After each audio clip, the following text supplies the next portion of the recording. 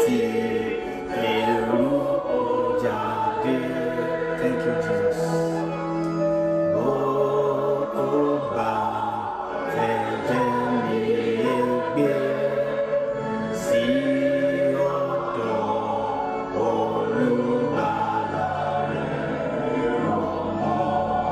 Thank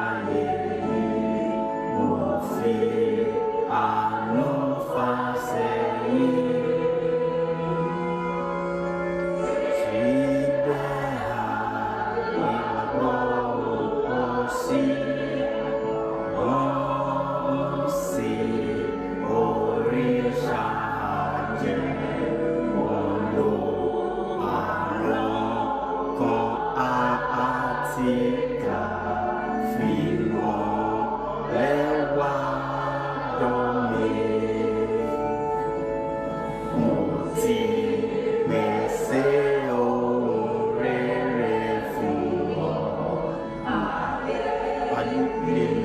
Thank you, Jesus. Thank you, Jesus. Thank you, Jesus. Thank you, Jesus. Thank you, Jesus. Thank you, Jesus. Thank you, Jesus. Thank you, Jesus. Thank you, Jesus. Thank you, Jesus. Thank you, God. Thank you, Jesus. Thank you, God. Thank you, Jesus. Thank you, God. Alaye. Thank you, God. Thank you, Lord. Thank you, Jesus. Thank you, Jesus. Thank you, God. Thank you, God. Thank you, God. Thank you, Jesus. Thank you, Jesus. Thank you, Jesus. Thank you, Jesus. Thank you, God. Ẹ jẹ́ kí a forí balẹ̀ fún Ọlọ́run tó ní ayé àti ọ̀run, láti tẹ́wọ́ àdúrà sí Ọlọ́run tó ní ayé àtọ̀run níbikíbi tó bá wà, tó ti ń gbọ́ mi, tó ti ń gbọ́ ohun tí mo ń sọ jáde yìí, tó jẹ́ pé ìbẹ̀rù Olúwa ó wà nínú rẹ̀, wípé Ọlọ́run là ń gbàjọ́ rìnrìn àjò papọ̀ fún. Ẹ jẹ́ ká jọ tẹríba fún Ọlọ́run tó ní ayé àti ọ̀run. Ìwọ obìnrin tó gbọ́dọ̀ fi gèlè ẹ lọ, go and take your heart kó mú sórí ẹ, fi dé orí ẹ̀. Ìwọ ọkùnrin kò lè kúnlẹ̀, ohunkóhun ló lè ṣe fún Ọlọ́run tó ní ayé àti ọ̀run. Kájọ tẹríba fún Ọlọ́run tó ní ayé tó fẹ́ rìn kọjá lẹ́ni. Jehovah Jésù Kristi Holy Michael, Ọlọ́run tó ní gbogbo ayé àti ọ̀run, Ọlọ́run tó ṣàánú fún wa, ó wò wá ní bó ṣe fẹ́ràn wa tó, ó dá wa ní ènìyàn, kò dá wa ní àgùntàn tó máa ń gé orí ẹ̀, kò dá wa ní ewúrẹ́ tó máa ń so fún ìgbà kan, ìgbà tó bá wọn olówó ẹ̀ á mọ jáde, tó bá wọn á tún so padà, ọjọ́ tó bá dẹ̀ wọ́n á dẹ̀ mú á gé orí ẹ̀ á dẹ̀ fi jẹun. Ọlọ́run ò dá wa ní ewúrẹ́ tí wọ́n ń gé lọ́rùn. Ọlọ́run Olódùmarè tó ní ayé àtọ̀run tó ṣe wá lọ́ṣọ́ ògo yìí, gba gbogbo ọpẹ́ àti gbogbo ìyìn ọjọ́ òní. Àdúpẹ́ lọ́wọ́ rẹ nítorí pé ìwọ Ọlọ́run, gẹ́gẹ́ bí àìsàn yìí tó lágbára ní gbogbo àgbáyé, ò dáwọ́ afẹ́fẹ́ dúró, ò dẹ̀ fi iná tó ní wípé iná ìkẹyìn ò fi bá wa jà lọ́wọ́lọ́wọ́, ò dẹ̀ fi omi ayé èyí ni ò fi bá wa jà. Ó jẹ́ ká ràánú gbà níwájú rẹ Ọlọ́run ọ̀gá ògo láti dá wa sí tìdílé àti tẹbí àtara. Ọlọ́run gba ọpẹ́ wa. Àánú la rí gbà o. Ọ̀pọ̀ ló ti ṣubú tí wọ́n dìde mọ́, a fi yọ̀ wọ́n bí kò ṣe wípé a mú ọpẹ́ adarí gbogbo ògo sí wọ Ọlọ́run tó ní ayé àti ọ̀run. Gba ọpẹ́ kó gba yín wa Jésù Olúwa wa. Níbikíbi tó bá wà lọ́wọ́lọ́wọ́ máa kí hallelujah sí Ọlọ́run, nítorí wípé ó fẹ́ rìn kọjá léni gidi gan. God wanna do a lot of wonders today. He wanna work miraculously. Ó fẹ́ ṣe ògo ńlá tó lágbára láàrin wa. Ó fẹ́ rìn kọjá gidi gan. Ohun tí sórí tí ò bá gbọ́ èdè mi, ẹnikẹ́ni tí ò bá gbọ́ èdè mi, máa wo àwọn kọ́mẹ́ǹtì àwọn tí wọ́n ń bá wa rìnrìn àjò yìí, ìtàn wa no admin, wọ́n máa type ẹ̀ ní English. Invite èèyàn láti àríwá gúúsù wọ̀ọ̀rùn àtẹ tí ò gbọ́ òyìnbó, máa invite wọn ní pé kọ́mẹ́ǹtì yẹn everything tá à ń sọ ní Yorùbá, ìta bá sọ ní òyìnbó gbogbo ẹ̀ àmọ́ translate ẹ̀ fún wa máa wo kọ́mẹ́ǹtì yẹn láti máa sọ fún láti máa yé gbogbo wa pátápátá, torí mẹ́sẹ̀jì ńlá fẹ́ jáde lónìí fún gbogbo àgbáyé ni, kò ń ṣe fún ènìyàn kan. Ohun Ọlọ́run ni, kò kí ń ṣe ohun ènìyàn. Ṣó mọ̀ pé mo sọ kíní kan wípé àjọ ń gbàdúrà ni. Nínú àdúrà tàjọ ń gbà yìí wọ́n lè farahàn wọ́n náà. Nínú ẹ̀ a gbọ́dọ̀ sọ síta fún gbogbo ènìyàn. Àjọ ń ríran ni, kò ń ṣe èèyàn kan ló ń rí gbogbo ẹ̀. Wọ́n máa farahàn lójú ìran, wọ́n lè farahàn lójú ayé. Abo lè gbóhùn. Ìrìn àjò yìí ó gbọ́dọ̀ darapọ̀ nínú ìṣọ̀kan. Ṣó mọ̀ pé mi ò mọ̀ ẹ́ rí, mi ò rí ẹ rí bí a ṣe ń sọ̀rọ̀ yìí. Ìrìn àjò tá à ń rìn ìwà rí wípé there is love in it. Nítorí wípé mi ò sọ pé o ṣẹ̀ mí, mi ní o fapá gún mi, mi ò ní o fẹ̀yìn gún mi, mo fẹ́ kúnlẹ̀ ló jẹ́ ń kúnlẹ̀. Gbogbo ìrìn àjò yóò sí nínú ẹ̀. Gbogbo nǹkan tá à ń ṣe yìí pátápátá ó wà nínú ìṣọ̀kan, nítorí pé kò sí ìjà kan láàrin wa. Títóbi Olúwa wà ńbẹ̀. Share program yìí, dẹ̀ máa sọ fún wọn kó máa like page yẹn, kó máa follow page yẹn. Kí nìdí ni wípé nínú ọ̀sẹ̀ yìí, láti ọ̀sẹ̀ yìí lọ, ọ̀run fẹ́ máa ṣiṣẹ́ agbára ńlá tó lágbára. Kí ni àwọn iṣẹ́ agbára yìí? Ni wípé mẹ́sẹ̀jì máa jáde láàrin ọ̀sẹ̀. Tó o bá ti follow àwọn kinní yẹn, o máa miss àwọn mẹ́sẹ̀jì yẹn. Nítorí ó lè ní nǹkan tọ́lọ́run lè ní pé ó yá ẹ ṣe nǹkan báyìí lọ́jọ́ àánú. Èyí ni tó bá ti miss ẹ̀, ó ti parí ni, ó lè jọjọ́ yẹn ní ọjọ́ ayọ̀ títì ẹ. Nítorí a gbọ́dọ̀ follow page yẹn and like as well. We have to follow the page and like. That is when we will see the encounter of Jesus Christ in this ministration that we are doing together to pray together. Kí ni mẹ́sẹ̀jì èní? Òun la máa kọ́kọ́ sọ̀rọ̀ nípa ẹ̀ fún gbogbo àgbáyé. Ẹ máa kọ́ lóyìnbó kí gbogbo àgbáyé kó máa rí gbogbo ìrìn àjò yìí. Mẹ́sẹ̀jì yìí ó ní ká tó bẹ̀rẹ̀ prógrámù yìí, mẹ́sẹ̀jì yìí tọ́lọ́run ní ká kọ́kọ́ sọ, tọ́run fi hàn ni wípé wo sórí Ọlọ́run sọ wípé inú bí òun lóde ọ̀run. Kí nìdí? Ni wípé thank you Jesus, thank you God, ẹ ṣé Ọlọ́run. Kí nìdí? Ni wípé ẹ̀jẹ̀, àwọn ènìyàn ń fi ẹ̀jẹ̀ wẹ̀, wọ́n dẹ̀ ń fi ẹ̀jẹ̀ ọmọ kéékèèké wọ́n fi ń wẹ̀. Àwọn ènìyàn tí Ọlọ́run fẹ́ lò fún ògo rẹ̀, wọ́n ń lò lórílẹ̀‐èdè àgbáyé káàkiri.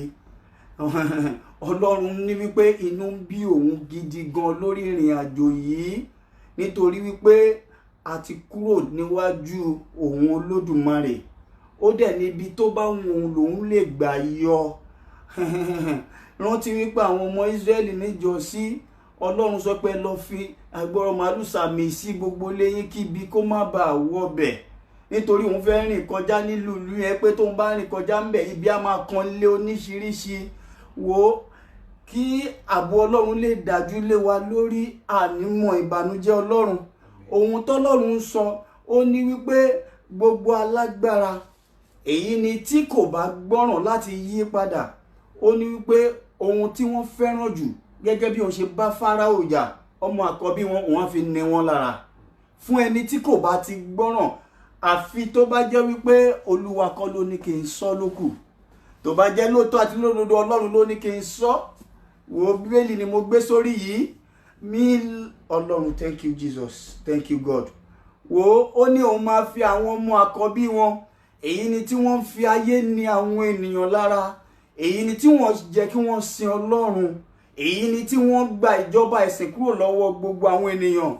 Ẹ̀jẹ̀ ọmọ kéékèèké, ẹ̀jẹ̀ àgbàlagbà, wọ́n tí wọ́n Ọlọ́run nìkan sin Ọlọ́run.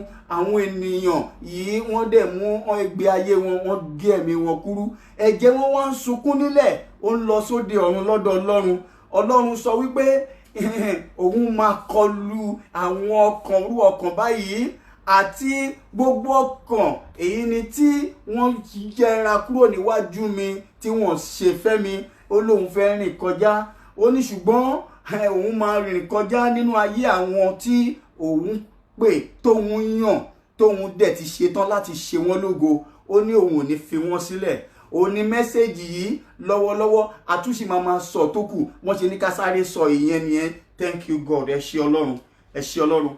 Program òní, theme of the program òní ìwé remove my filthy garment, oh Lord. Alaye. Remove my filthy garment, oh Lord.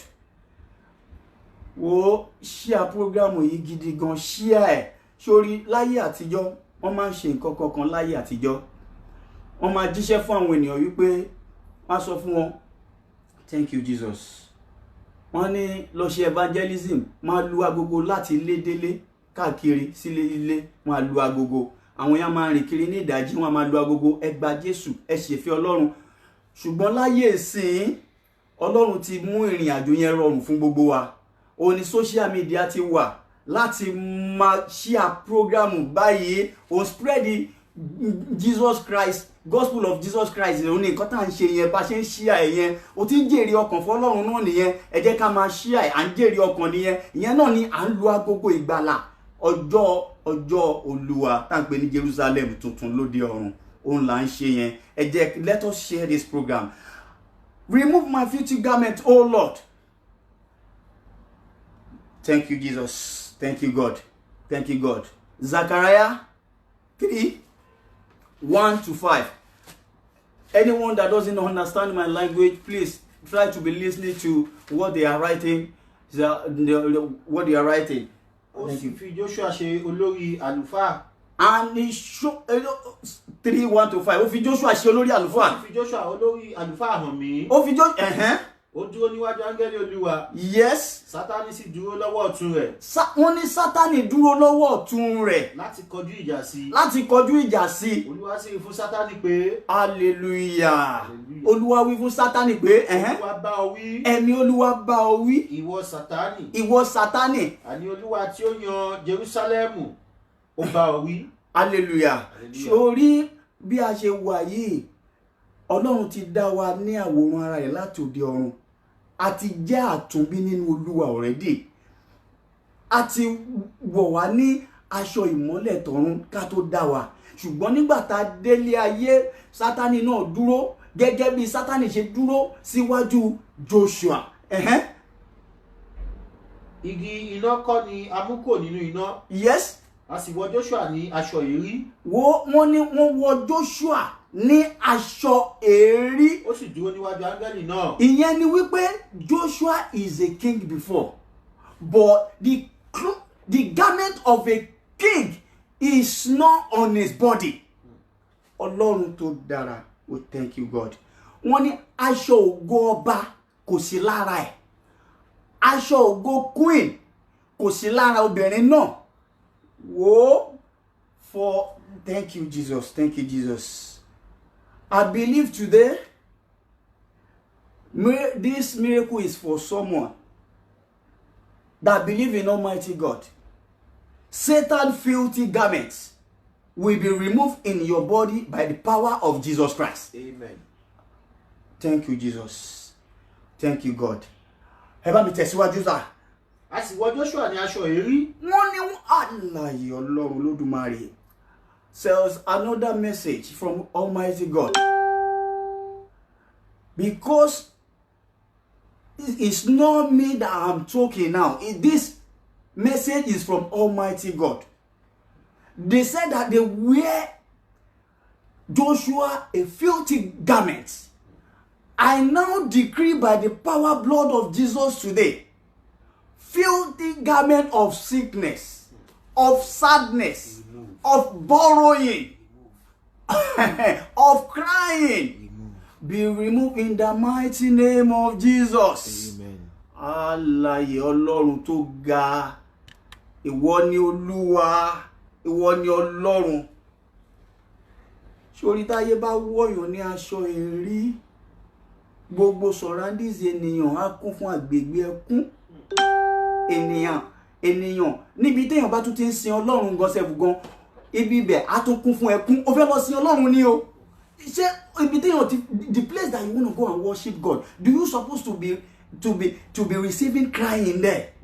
Or you experiencing crying there that people are fighting you because of one thing or the other, or because they see the sadness that you are passing through, and they will be saying, they will now be using that thing that is doing you to be mocking you and want to disgrace you in the public.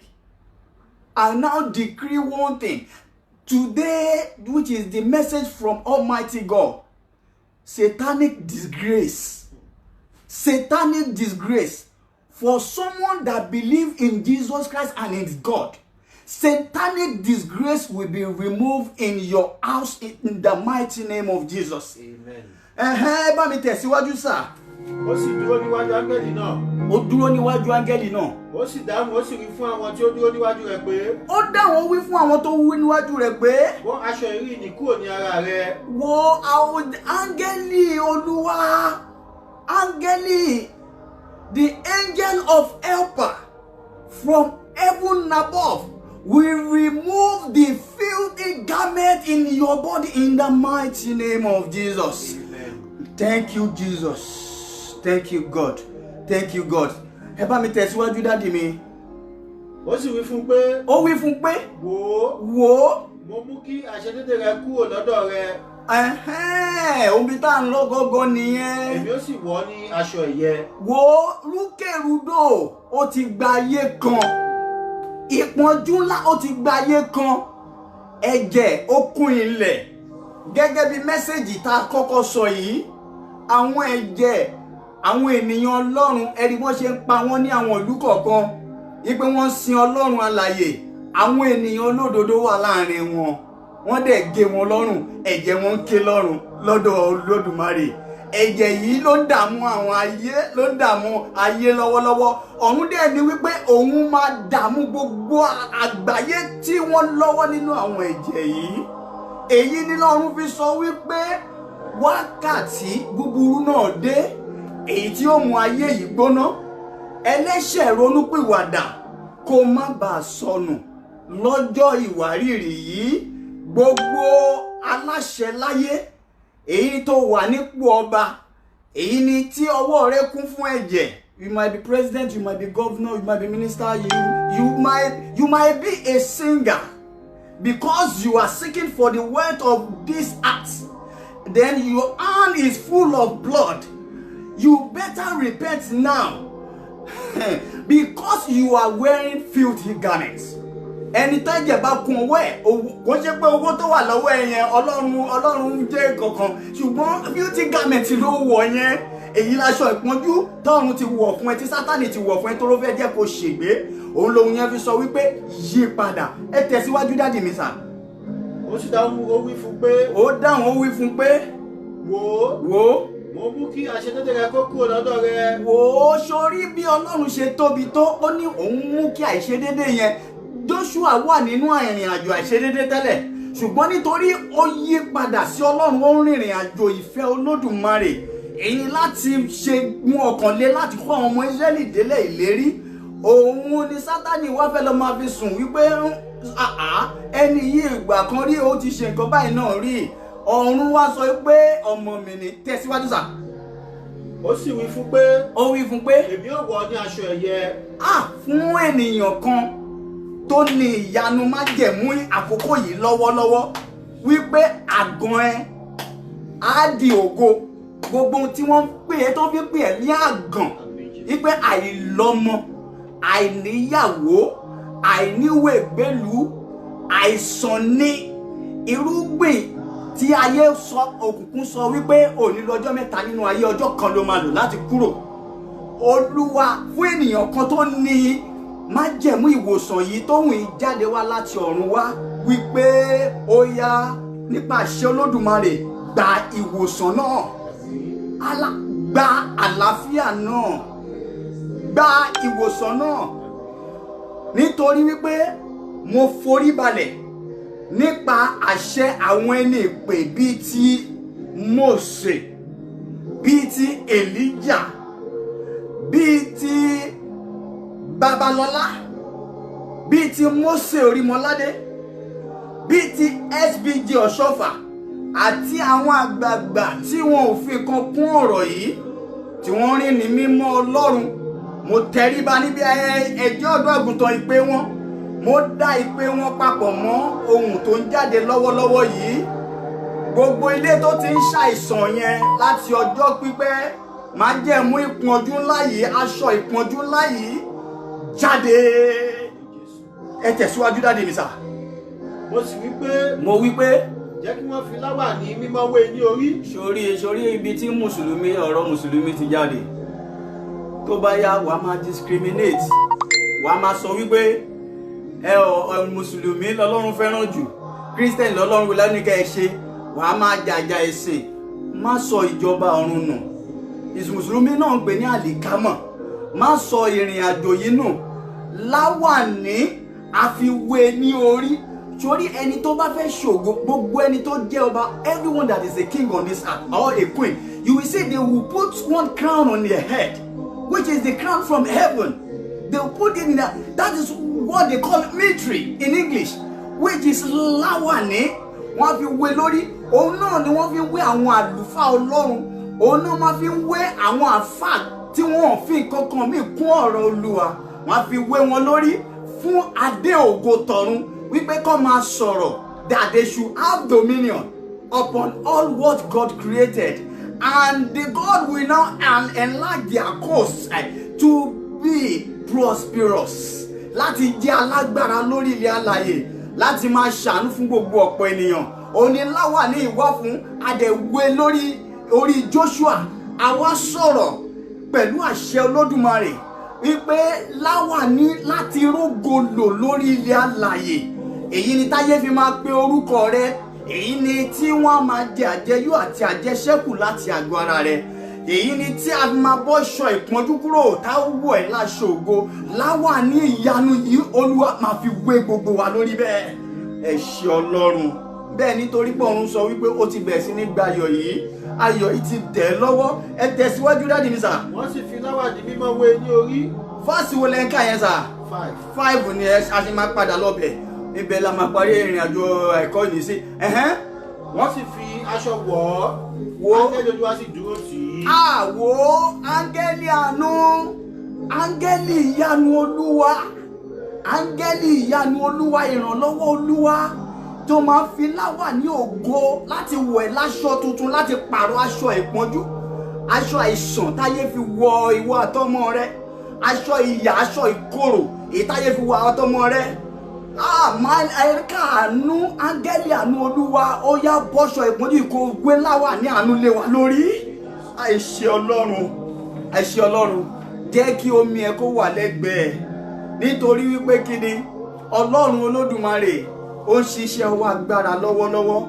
wo Zalaika, if you confess your sin and come back to God, Jehovah will remove filthy garments. Luke 15. Luke 15. 22 to 23. Kí ló ṣe lórí ọmọ onínàkúnà? Ṣùgbọ́n bàbá náà wí fún àwọn ọmọ ọ̀dọ̀ rẹ̀ pé sórí ọmọ onínàkúnà kan wà. Ọmọ onínàkúnà tí Bíbélì ṣàpèjúwe ń bẹ. Ọmọ yẹn ọmọ yìí bàbá ẹ̀ ó jẹ́ ọlọ́rọ̀ ni bàbá ẹ̀. Ìgbà tí bàbá ẹ̀ jẹ́ ọlọ́rọ̀ yìí, thank you Jesus, ọlọ́rọ̀ bàbá ẹ̀, ọmọ yẹn ọmọ onínàkúnà yẹn ó bí ọmọ méjì. Èyí àbúrò sọ wípé lọ́ka láti fúnra ẹ̀ Luke 15 láti 1 to 23 wàá kà fúnra ẹ̀ mi bẹ̀. Ó ní bàbá yẹn ọmọ yẹn wá béèrè pé fún mi property mi lójú ẹ̀mí mi, gbé ohun ìní mi fún mi sí mo ti nídìí ẹ̀tọ́ ti tèmi. Bàbá yẹn wá wò ó, ok ó ti fẹ́ ó dẹ̀ fún. Ìgbà tó fún ó mú gbogbo ìní yẹn ó dẹ̀ kúrò nínú ọ̀dọ̀ bàbá ẹ̀ ó rìn lọ sí ìlú òkèrè. Gbàdódé ìlú òkèrè gbogbo ìní yẹn ó dẹ̀ nítorí pé kò ṣiṣẹ́ fún kò mọ bó ṣe jẹ́ ó dẹ̀ parí ẹ̀ láàrin ìṣẹ́jú kan. Òun bí tó ti parí ẹ̀ ló di wípé kò fẹ́ padà lọlé pẹ̀lú ìtìjú. Ó ní láti máa lọ ṣàtìpó níbì kan láti mọ nígbà tó rí pé ìyà ń jẹun ìyà yẹn ti pọ̀ jù ló ní pé bàbá mi gan kò kí ń jẹ ó bẹ̀ sí jẹ oúnjẹ táwọn ẹlẹ́dẹ̀ bá ti ń jẹ. Ó ní bàbá mi gan àwọn ẹrú bàbá mi gan jẹ́rú ilé wọn rí báyìí àwọn padà lọ sọ́dọ̀ bàbá mi láti lọ tọrọ dáríjì ẹ̀ṣẹ̀ ohun tí mo ti ṣe. Wo Ọlọ́run fi ń sọ̀rọ̀ lọ́wọ́lọ́wọ́ pé confess your sin. Ó yá forí ẹ balẹ̀ fún Ọlọ́run lọ́wọ́. Confess your sin to Almighty God. What have you done wrong that you are facing that tribulation? What have you done wrong that you are crying every day? What is it? Call the name of Almighty God. I'm ready to serve you and do your will. Now, God Almighty, I'm ready to stay in your presence, in your front, to be doing your will. Olúwa, forgive me. Dárí àìṣedéédé mi jì mí. Máa tọrọ ìdáríjì ẹ̀ṣẹ̀. 2 minutes lọ́lọ́run fún wa láti béèrè. Máa sọ fún, tell God, Olúwa mi ò ní dẹ́ṣẹ̀ yìí mọ́. I'm ready. I'm not gonna go back to the life of committing adultery, killing, or fornication, or stealing. I'm ready to do your will now, to serve you for the rest of my life. Mo ti ṣetán, sọ bẹ́ẹ̀ fọlọ́run, ọ̀run dẹ̀ gbọ́ lọ́wọ́lọ́wọ́. 2 minutes lọ́lọ́run fún wa. Èyí ni kí mẹ́sẹ̀gì èyí kó lè ní ìtumọ̀ nínú ayé wa, ká lè gba àwọn ògo tó ti yá, ọ̀run fẹ́ ṣiṣẹ́ agbára. Ẹ ṣé Olúwa, thank you God. In Jesus' name we pray. Ẹ bá mi tẹ̀síwájú.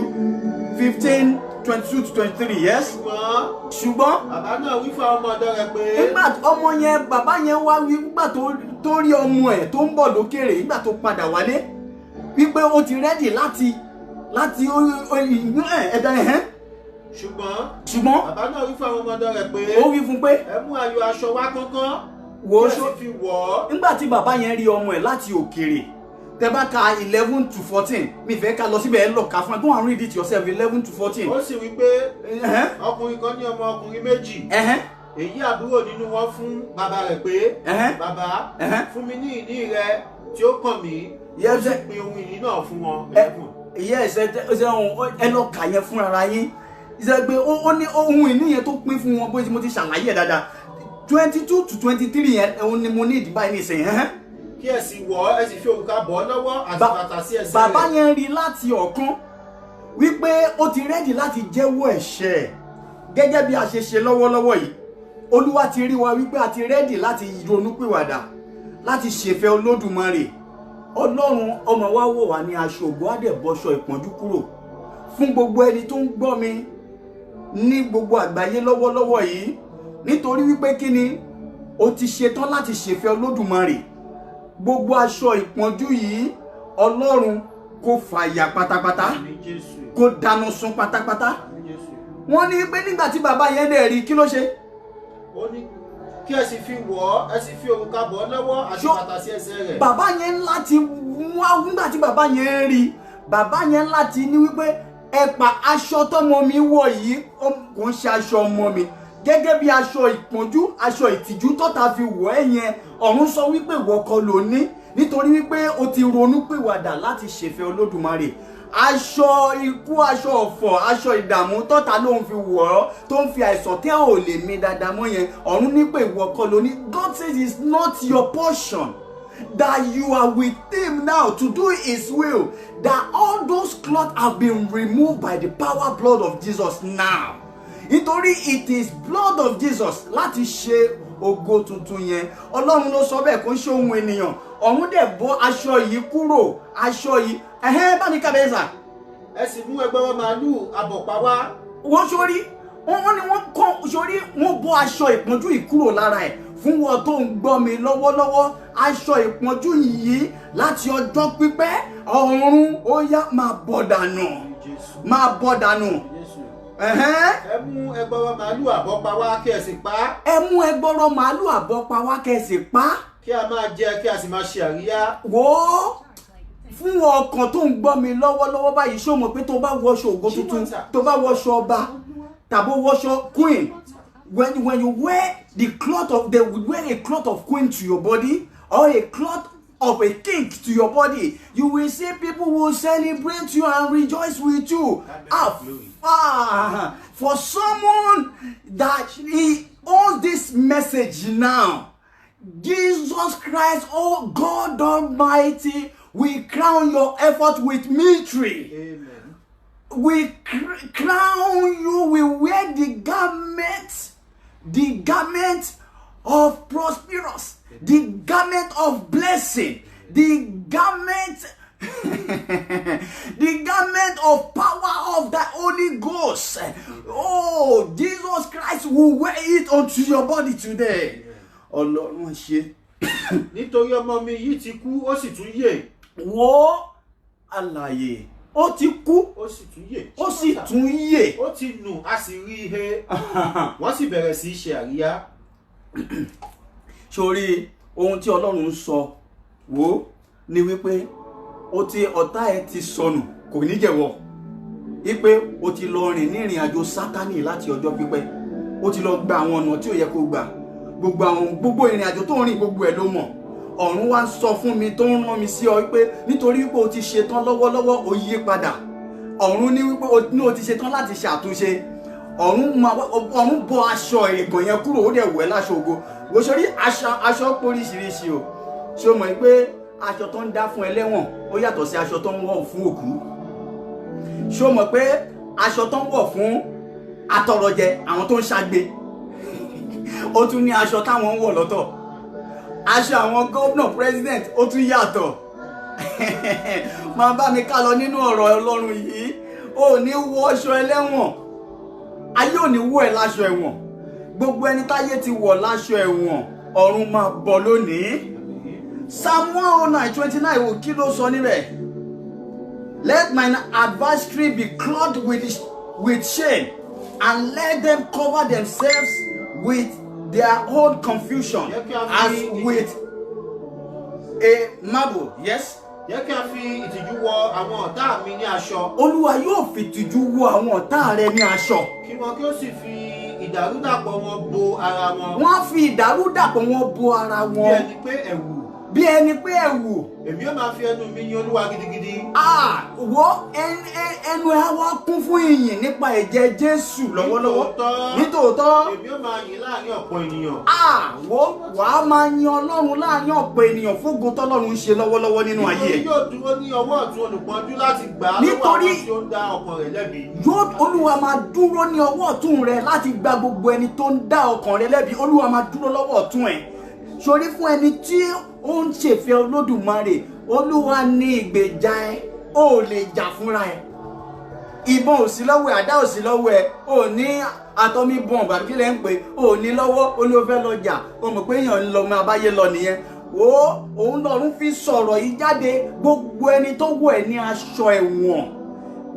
Sórí nínú ẹ̀wọ̀n àwọn kan wà, wọ́n ṣe nǹkan kan, wọ́n kàn wá ẹ̀sùn sí wọn lọ́wọ́. wọ́n dẹ̀ lọ tì wọ́n mọ́ ẹ̀wọ̀n, ẹlòmíì ibẹ̀ ló kú sí, ó dẹ̀ lọ bẹ́ẹ̀, ẹlòmíì ibẹ̀ ló parí ìgbé ayé ẹ̀ sí. Ọlọ́run, gbogbo ẹni tá a wọ̀ láṣọ ẹ̀wọ̀n, a wọ̀ láṣọ àìsàn, a wọ̀ láṣọ ẹkún, aṣọ ọ̀fọ̀, ọ̀run sọ lónìí fún ẹni tó ní mẹ́sẹ̀jì yìí lọ́wọ́lọ́wọ́. Èyí ni tí wọ́n mú ọmọ ẹ̀, ó dẹ̀ ń wò lẹ́gbẹ̀ẹ́, ó dẹ̀ ń ṣe bí wèrè, ó ń ṣe bí ó ní epilepsy, ó ń ṣe bí ọmọ ẹ̀ ó rìn kiri lọ́gànjọ́ òru, òun ọbí tó gbà wọ́n. Olúwa, gbogbo ẹni tó wọ̀ ẹ́ láṣọ aṣọ ìtìjú yìí, ọmọ yìí ò lè fi hàn gbangba pé this is my son, this is my daughter. Aṣọ ìtìjú yìí, ọ̀run ò gbọ́ látọ̀run wá, ọ̀run kò ṣí aṣọ ìfòyà fàyà. Wo ní ìgbà kan mo wà ní ibì kan nílùú kan, wọ́n ṣàfihàn, wọ́n bá ní wípé ẹni tó yẹ kó jẹ́ olórí ń bẹ̀ ó ṣe dáadáa ń gbà yẹn, wọ́n bá ní pé kí n kàn lọ lead níbi bẹ̀, mo wípé kí n máa lu agogo fún wọn, mo bá bẹ̀rẹ̀ sí ní lu agogo fún wọn. Èèyàn kan ní láti wá, ó lọ sọ fún mi, ó ní mo rí nǹkan kan, ó ti lọ nínú ìjọ yẹn, fúnra ẹ̀ ló padà wá, ó ní mo rí nǹkan kan nínú pẹpẹ yẹn lọ́run fi ní padà wá, ó ní mo rí mẹ́rùn bàbá Òṣọ̀fà, ó dẹ̀ jókòó sínú pẹpẹ yẹn, kò ń ṣe pé mo dẹ̀ wá wò títí sórí tí wọ́n ní wípé tí ohun tí mo ń sọ bẹ́ẹ̀ ni wípé tí ìwà ènìyàn bá ti mọ́ pẹ̀lú Ọlọ́run tá à ń ṣe fẹ́ Olódùmarè, wàá rí wípé Ọlọ́run Olódùmarè á rán àwọn áńgẹ́lì rẹ̀, wọ́n á jókòó sí pẹpẹ kan wa ní ògo ayé wa o. Tí pẹpẹ yẹn bá ti bàjẹ́, kò sógo mọ́. Wò ó, awọ Sọ́ọ̀lù ní aṣọ kan, wò ó, aṣọ ẹ̀sín, aṣọ ìtìjú la wọ̀ fún. 1 Samuel 16:14-23 kí ló sọ mbẹ̀? Awọ Sọ́ọ̀lù ní aṣọ kan, wò ó, 14-23 kí ló sọ? Ṣùgbọ́n ẹ̀mí Olúwa fi Sọ́ọ̀lù sílẹ̀. Ẹ̀mí Olúwa fi Sọ́ọ̀lù fún gbogbo alágbára. Èyí ni tí ó wà ní ìjọba, ìní tó mú àwọn ènìyàn lára, àbí you are president, you are manager of a company, owó ayé gbogbo tó tọ́ sí gbogbo ènìyàn, ó bẹ̀rẹ̀ sí ní gé gbogbo ẹ̀tọ́ wọn, gbogbo owó wọn. Ó lẹ́yìn ìgbà tó bá gba salary tiẹ̀, when they give you your salary, you will now deduct out of their salary, you will now be taking what belongs to them. Sórí orin àjò yìí ni Sọ́ọ̀lù ń wù, gbogbo nǹkan tó yẹ kó fi tọ́jú gbogbo orílẹ̀-èdè Ísírẹ́lì, ó dẹ̀ mú gbogbo ẹ̀, ó kó gbogbo ẹ̀ sí àkàtà, ó dẹ̀ bẹ̀rẹ̀ sí ní wùwà. Òun la fi sọ fún wọn àwọn ọmọ Ísírẹ́lì pé Samuel ní Ọlọ́run sọ pé ọba ò tí ì sí láàrin yín, torí pé gbogbo àwọn ọba olójú kòkòrò àwọn náà wà. Ẹ̀mí búburú láti ọ̀dọ̀ Olúwa sì yọ lẹ́nu. Ẹ̀mí búburú nítorí ìwà owó ẹ̀. Sórí, this is the message for today tọ́lọ́run ní ká sọ fún gbogbo àgbáyé, wípé òun máa fi ẹ̀mí búburú tó ń fi yọ Sọ́ọ̀lù lẹ́nu fi yọ àwọn ènìyàn tí wọ́n ṣe fẹ́ wọn yìí, òun á fi yọ wọn lẹ́nu. Èyí ni tí wọ́n ń da àwọn ènìyàn tó ń fẹ́ sin Ọlọ́run, èyí ni tí wọ́n lọ pa ènìyàn olódodo tí wọ́n lọ fi ṣe ọ̀rọ̀ gbèsè ayé wọn. Ẹ pàṣẹ mẹ́sẹ̀jì yìí káàkiri gbogbo àgbáyé. Ohun tọ́lọ́run sọ ni wípé òun máa fi ẹ̀mí búburú ìdà wọn láàmú, òun máa wọ̀ wọ́n ní èyí ni tá à ń pè ní garmenti, filthy garment. Ipò òun máa wọ̀ sí wọn lọ́rùn, ohun àkọ́bí wọn òun á dẹ̀ fi ní wọn lára. Àlàyé, thank you God, thank you Jehovah. Bá mi jẹ sọ́sà. Ẹ̀mí búburú láti ọ̀dọ̀ Olúwa sì yọ lẹ́nu. Ẹ̀mí búburú láti ọ̀dọ̀ Olúwa yọ lẹ́nu. Àwọn ìránṣẹ́ Sọ́ọ̀lù sì wí fún pé. Jọ̀wọ́. Ṣáàwó. Ẹ̀mí búburú láti ọ̀dọ̀ Ọlọ́run yọ ní ẹnu. Ẹ̀mí búburú láti ọ̀dọ̀ Ọlọ́run yọ. Sórí àwọn Ọlọ́run fi ń sọ nǹkan kan fún mi wípé sórí ohun kan tá à ń ṣe lọ́wọ́lọ́wọ́ yìí kò kí ń ṣe ìjà ènìyàn, kò ń ṣe ìjà wa. Ọ̀run ló máa dá sí ọ̀rọ̀ alágbára tó fẹ́ jẹ́ kó sin Ọlọ́run, tó fẹ́ jẹ́ kí ìgbé ayé ẹni àlàáfíà, ọ̀run ló máa dá sí. Ojorí èèyàn kọ́kọ́ ló ń bá Sọ́ọ̀lù jà, Ọlọ́run fúnra ẹ̀ ló ń bá jà fúnra ẹ̀. Fún ọkàn tó ń gbọ́ mi lọ́wọ́lọ́wọ́, gbogbo alágbára tó ń fi ayé ní ẹ lára, tó mórúkọ ẹ lọ sínú ìdájọ́ òkùnkùn, tó wá ń parọ́ mọ́ èmi àti ẹ lóhun tá à mọwọ́ tá à mẹsẹ̀. Èyí ni tá máa ní ọmọ yẹn gbogbo bí tó yẹ kó ti ṣògo, tó yẹ kó ti ró àwọn tó yẹ kó ṣàánú fún ẹ, á máa sọ pé ọmọ yẹn ọmọ ẹlẹ́fẹ́ ṣàánú ẹ má máa ṣàánú fún olórí búmà ni, ọmọ wèrè, ọmọ rádaràda, ọmọ àdánù, ọmọ òfò. Níjọ́sí nǹkan bẹ́ẹ̀ ló ṣe, ní nǹkan tó o ṣe tó bẹ̀rẹ̀ sí ní sọ sí ìgbésí ayé ẹ. Mo sọ jáde pẹ̀lú ìwọ tó ní mẹ́sẹ̀jì yìí lọ́wọ́lọ́wọ́ wípé lórúkọ Jésù Kristi Násárẹ́tì, gbogbo aṣọ ìtìjú ẹ̀gàn yìí, aṣọ ẹ̀mí wèrè yìí, ọ̀run fàyà. Olúwa dáná sun, ẹ̀mí mímọ́ dáná sun, alágbára dáná sun, Olódùmarè dáná sun. Bá mi tẹ̀síwájú. Wọ́n náà wọ àwọn ìránṣẹ́ sọ́dún sí wí fún pé. Wọ́n wí fún pé. Jọ̀wọ́. Ṣáàwó. Ẹ̀mí búburú láti ọ̀dọ̀ Ọlọ́run yọ ní ẹnu. Jẹ́ kí Olúwa wá fi àṣẹ fún àwọn ìránṣẹ́ rẹ̀ tí ó wà níwájú rẹ̀. Yes. Láti wá ọkùnrin kan. Yes. Tí ó mọ dùrù fi kọrin. Yóò sì ṣe. Nígbà tí ẹ̀mí búburú náà láti ọ̀dọ̀ Ọlọ́run bá wá dé sí ọ. Yóò fi ọwọ́ rẹ̀ kọrin. Lára dùrù. Ìwọ ó sì sàn. Wo Ọlọ́run ní wípé lára mẹ́sẹ̀jì tí mo sọ pé a máa sọ lọ́wọ́lọ́wọ́, Ọlọ́run sọ wípé we all of us, all the youth of this world, that we should fast for 40 days. All of us, we should fast for 40 days. God said that He want to work miraculously on this earth, in every household, for people that believe in God, because they don't want people that believe in God to worship God. Thank you, Jesus. That we should fast for 40 days. That fasting, if you have experiencing, maybe you have ulcer, you have anything, you can be eating fruit. You can be eating fruit every day, but don't eat something that is heavy. Not that fasting you must not eat throughout the day. No. But anywhere that you are, you have to be calling the name of Almighty God. It's part of fasting. Wo nínú ìrìn àjò fasting yìí, mi ò ọ̀run ò ní kí n sọ fún yín pé nígbà tí ìwọ àti ìyàwó ẹ tó bá ní kẹ́ jáde wà nínú ọ̀nà tí ní kẹ́ gbààwẹ̀ wà dalí ẹrú, ọ̀run ò bẹ́ẹ̀ sọ bẹ́ẹ̀ o, tọ́jú ìyàwó ẹ o, ìyẹn ò sí bẹ́ẹ̀ o, tọ́jú ìyàwó ẹ o, torí ní àkọ́kọ́ bẹ̀rẹ̀ fasting yẹn, in the middle tó bá jẹ́ ó ìyàwó ẹ ní pé kó tọ́jú ẹ o, torí pé tó bá tọ́jú ẹ á da gbogbo nǹkan yẹn rú o, má jẹ́ ó dàrú o, èyí ni kó tọ́jú ẹ̀ fàmùdìmọ́ kó má bàbá kìíní yẹn jẹ́ orísun ayọ̀ ẹ nìyẹn o. That is the foundation of your glory. Má jẹ́ ó bàjẹ́ o, á dá fún ẹ, ọ̀rọ̀ á dayọ̀, inú adùn ayọ̀ á kún. Ẹ bá mi tẹ̀síwájú dádì mi. Sọ́ọ̀lù sì wí fún àwọn ìránṣẹ́ rẹ̀ pé.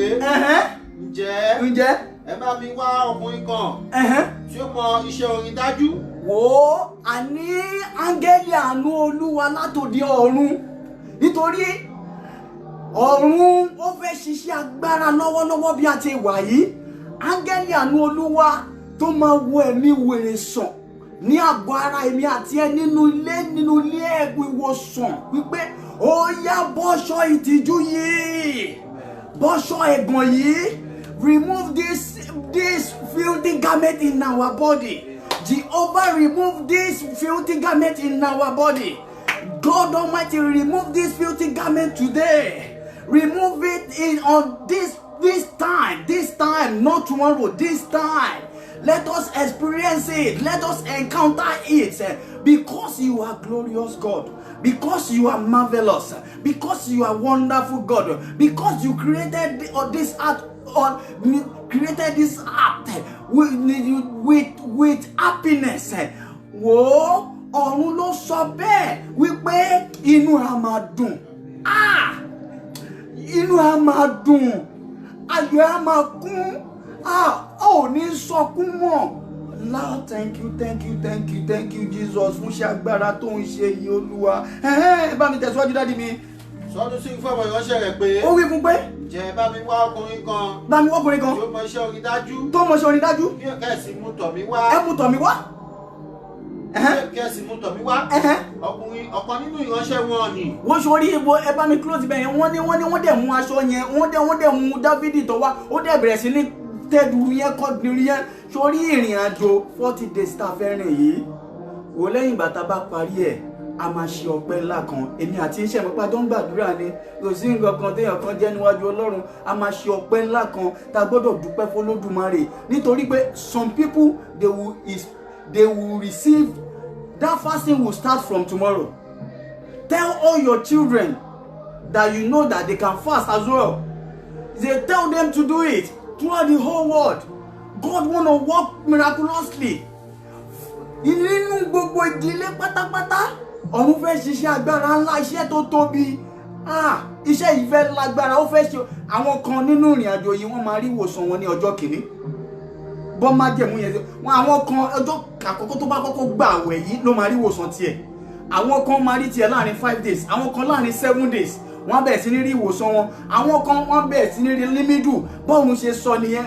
Ó ní wípé gbogbo wa pátápátá a gbọ́dọ̀ sanctify sóòlù yìí fún òun láti padà síwájú Olúwa láti pẹ̀lú ìbẹ̀rù Olúwa. Sórí ṣo mọ̀ pé tailor tó bá mú aṣọ lọ bá tailor, I want to give you one illustration. Tó bá mú aṣọ lọ bá tailor, ṣo mọ̀ pé tailor máa mú aṣọ yẹn á píìsì ẹ̀ sí wẹ́wẹ́.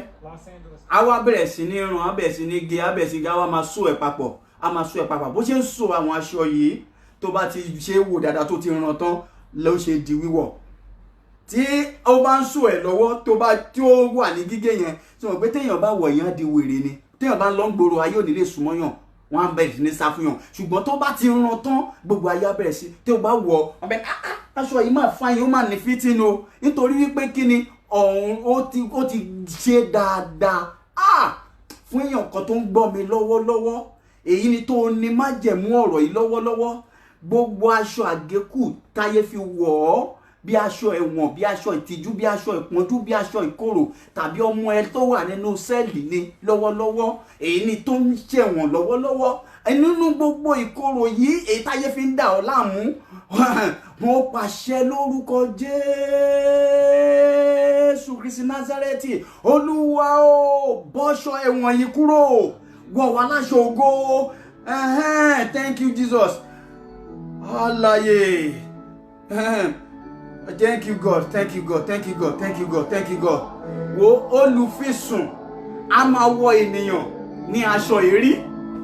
Olùfisùn a máa wọ ènìyàn ní aṣọ èrí, aṣọ ẹ̀wọ̀n, which is filthy garment. Daniel 6:3. Ọba Dairusi kí ló sọ?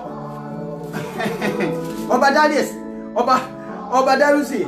Daniel yìí sì borí gbogbo àwọn alákòóso àti ará baálẹ̀ wọ̀nyí. Wọ́n ní nítorí pé ẹ̀mí títayọ wà lára rẹ̀. Sórí nítorí ògo tó wà lára rẹ̀ láyé ṣe wọ̀ ní ẹ̀wù ìpọ́njú.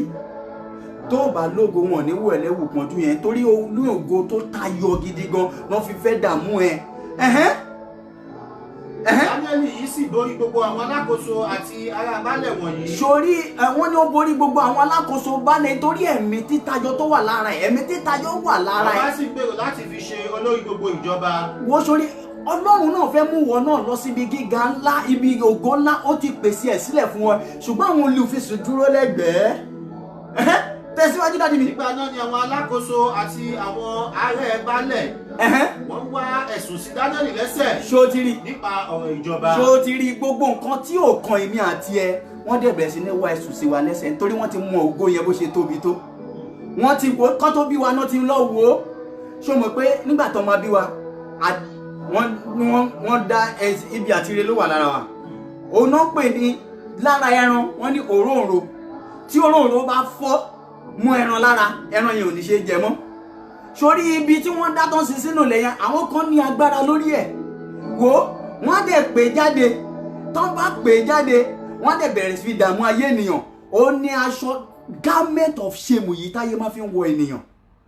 Garment of shame, garment of sorrow, garment of crying in your house. I decree by the power blood of Jesus, be out, remove in the mighty name of Jesus.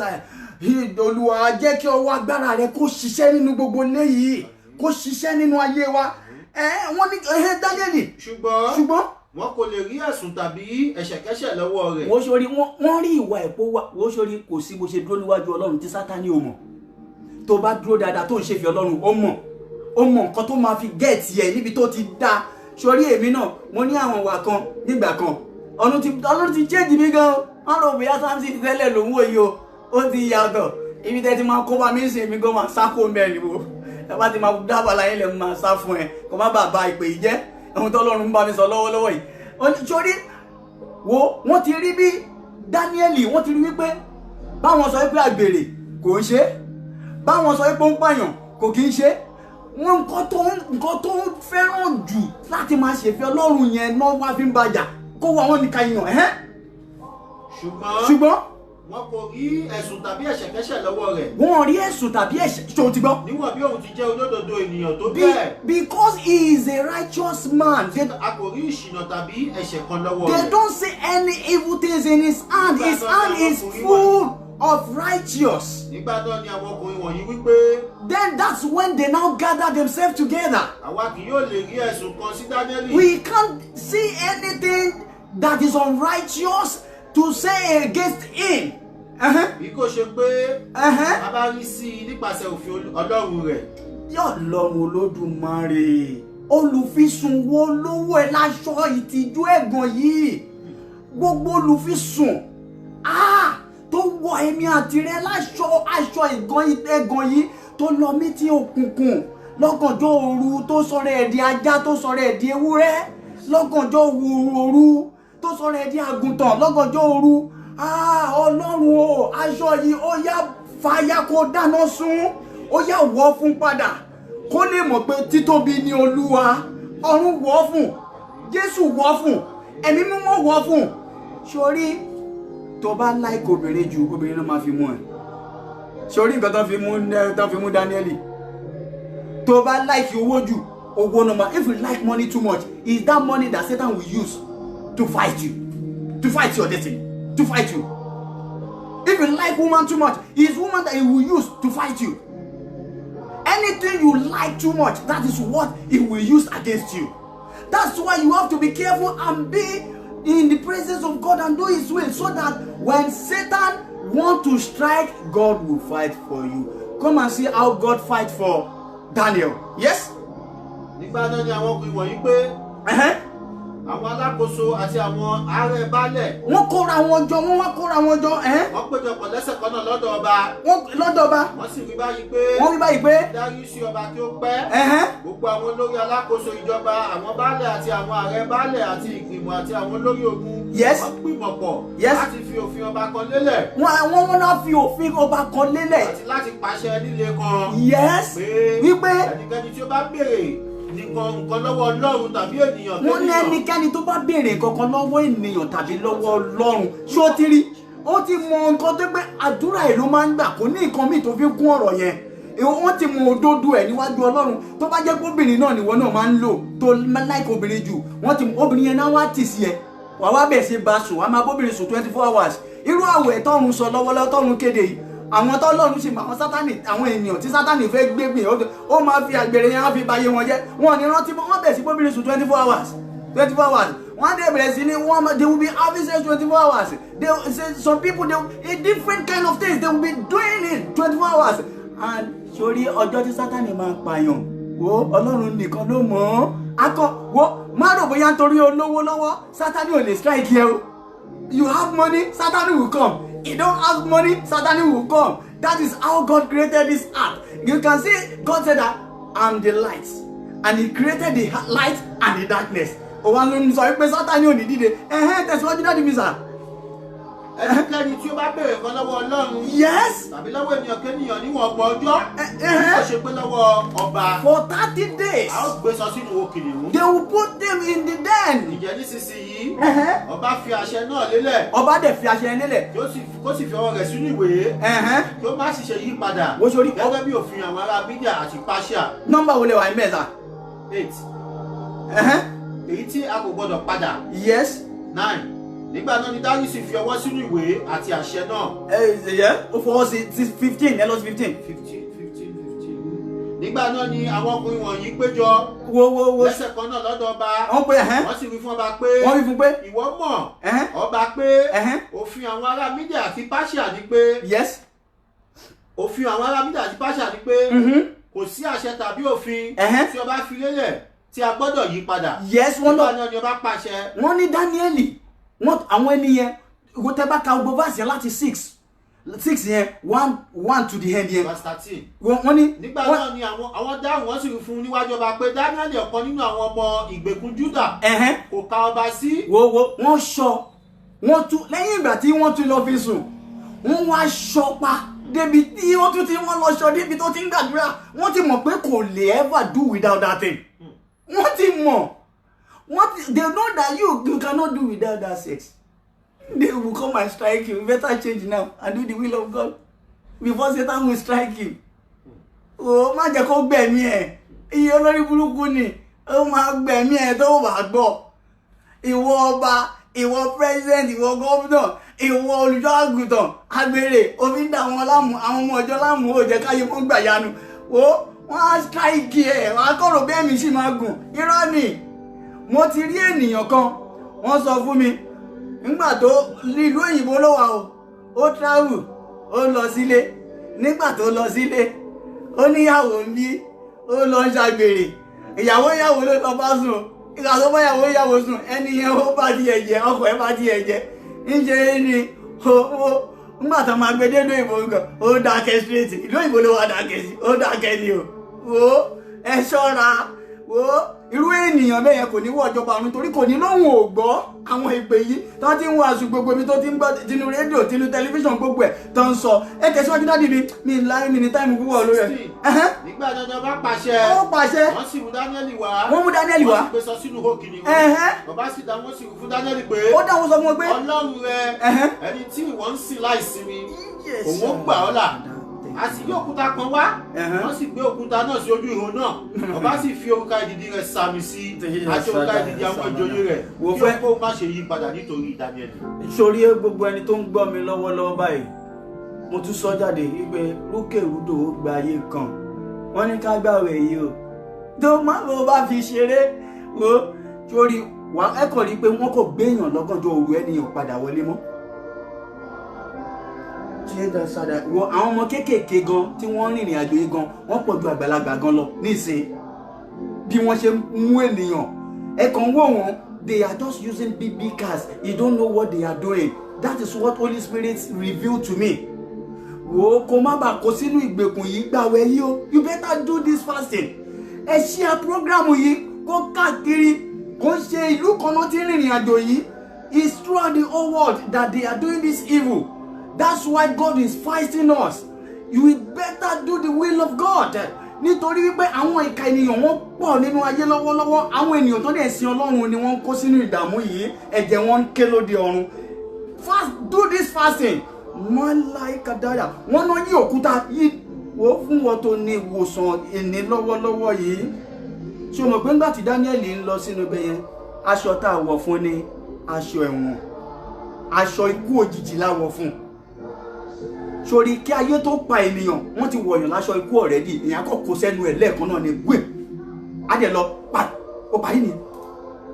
Sórí gbogbo ẹni tó wọ̀ ẹ́ ní aṣọ ikú tó gbé ìgbé ayé ẹ lọ sí ibojì òkú tó ń bá má jẹ̀mú òkú ẹ rìnrìn àjò ayé tó ń bá má jẹ̀mú ìṣẹ̀dá rẹ rìnrìn àjò èyí ni tí wọ́n kọ òun rí McDonald jẹ òun rí chicken and chips jẹ ó mọ̀ pé wọ́n ti gbé má jẹ̀mú yẹn sí ipò òkú èyí tó ní wípé ọjọ́ méjì ló máa lò láyé ọjọ́ mẹ́ta tàbí ò ní parí ọdún yìí mo wá fi orúkọ Jésù Kristi Násárẹ́tì sọ̀rọ̀ gẹ́gẹ́ bí ìfẹ́ tèmi àti ẹjọ́ ní síra wa tájọ́ ń gbàdúrà yìí ohun yẹn jáde fẹ́ni tó ní mẹ́sẹ̀jì yìí wípé aṣọ ikú tá wọ̀ fún Dáníẹ́lì àwọn màlẹ́kà tí wọ́n bọ́ṣọ ikú yẹn kúrò ẹ sọ̀kalẹ̀ lónìí ẹ bọ́ṣọ ikú yìí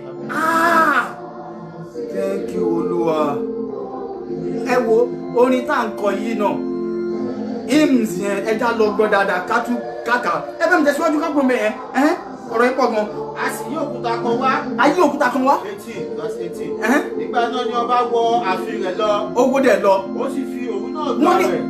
wọ́n ní wípé inú ọba bàjẹ́ ó dẹ̀ fi gbogbo òru yẹn gbààwẹ̀ inú ẹ̀ bàjẹ́ gidi gan wo wọ́n ní ọba gan ó tún sunkún 19 yẹn kí 19 wí. nígbà náà ni ọba dìde ní àfẹ̀mọ́júmọ́.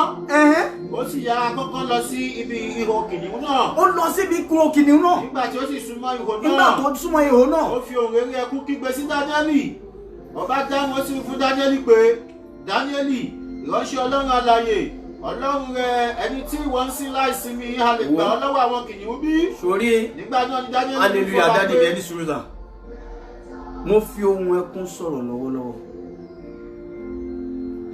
fún gbogbo ọkàn tí ó ń wò mí ní gbogbo àgbáyé I cry to Almighty God because satanic people want to swallow you with your glory. They are wearing you garment of shame. They are wearing you garment of sorrow, garment of sickness, garment of barrenness, that you will not encounter the miracle of Almighty God. I cry today for the calling of my daddy that it works with God, and cry to heaven. Sickness for 1 year without nursing anybody. I cry today that he told me something. You have to do this work. If you don't do this work, you will face God's challenge. I now cry to God today that everyone, I'm crying. Thank you, Jesus. By the power blood of Jesus, that healing from heaven above, that healing from heaven above, that healing from heaven above, descend and remove all this clot in our body. Descend and remove all this clot of sadness, of sickness. They are telling me one thing. Don't put your children that they are sick. Don't put them at home anymore. Please. God wants to heal them. Don't put them at home. Don't use them for money. God wants to heal them. All those that they are insane, that they are experiencing madness, God wants to heal them. Bring them to the presence of God. People of God want to pray for them. Bring them. God Almighty, He can work miraculously. He's still in heaven doing His miracle. He's unstoppable God. He's wonderful God.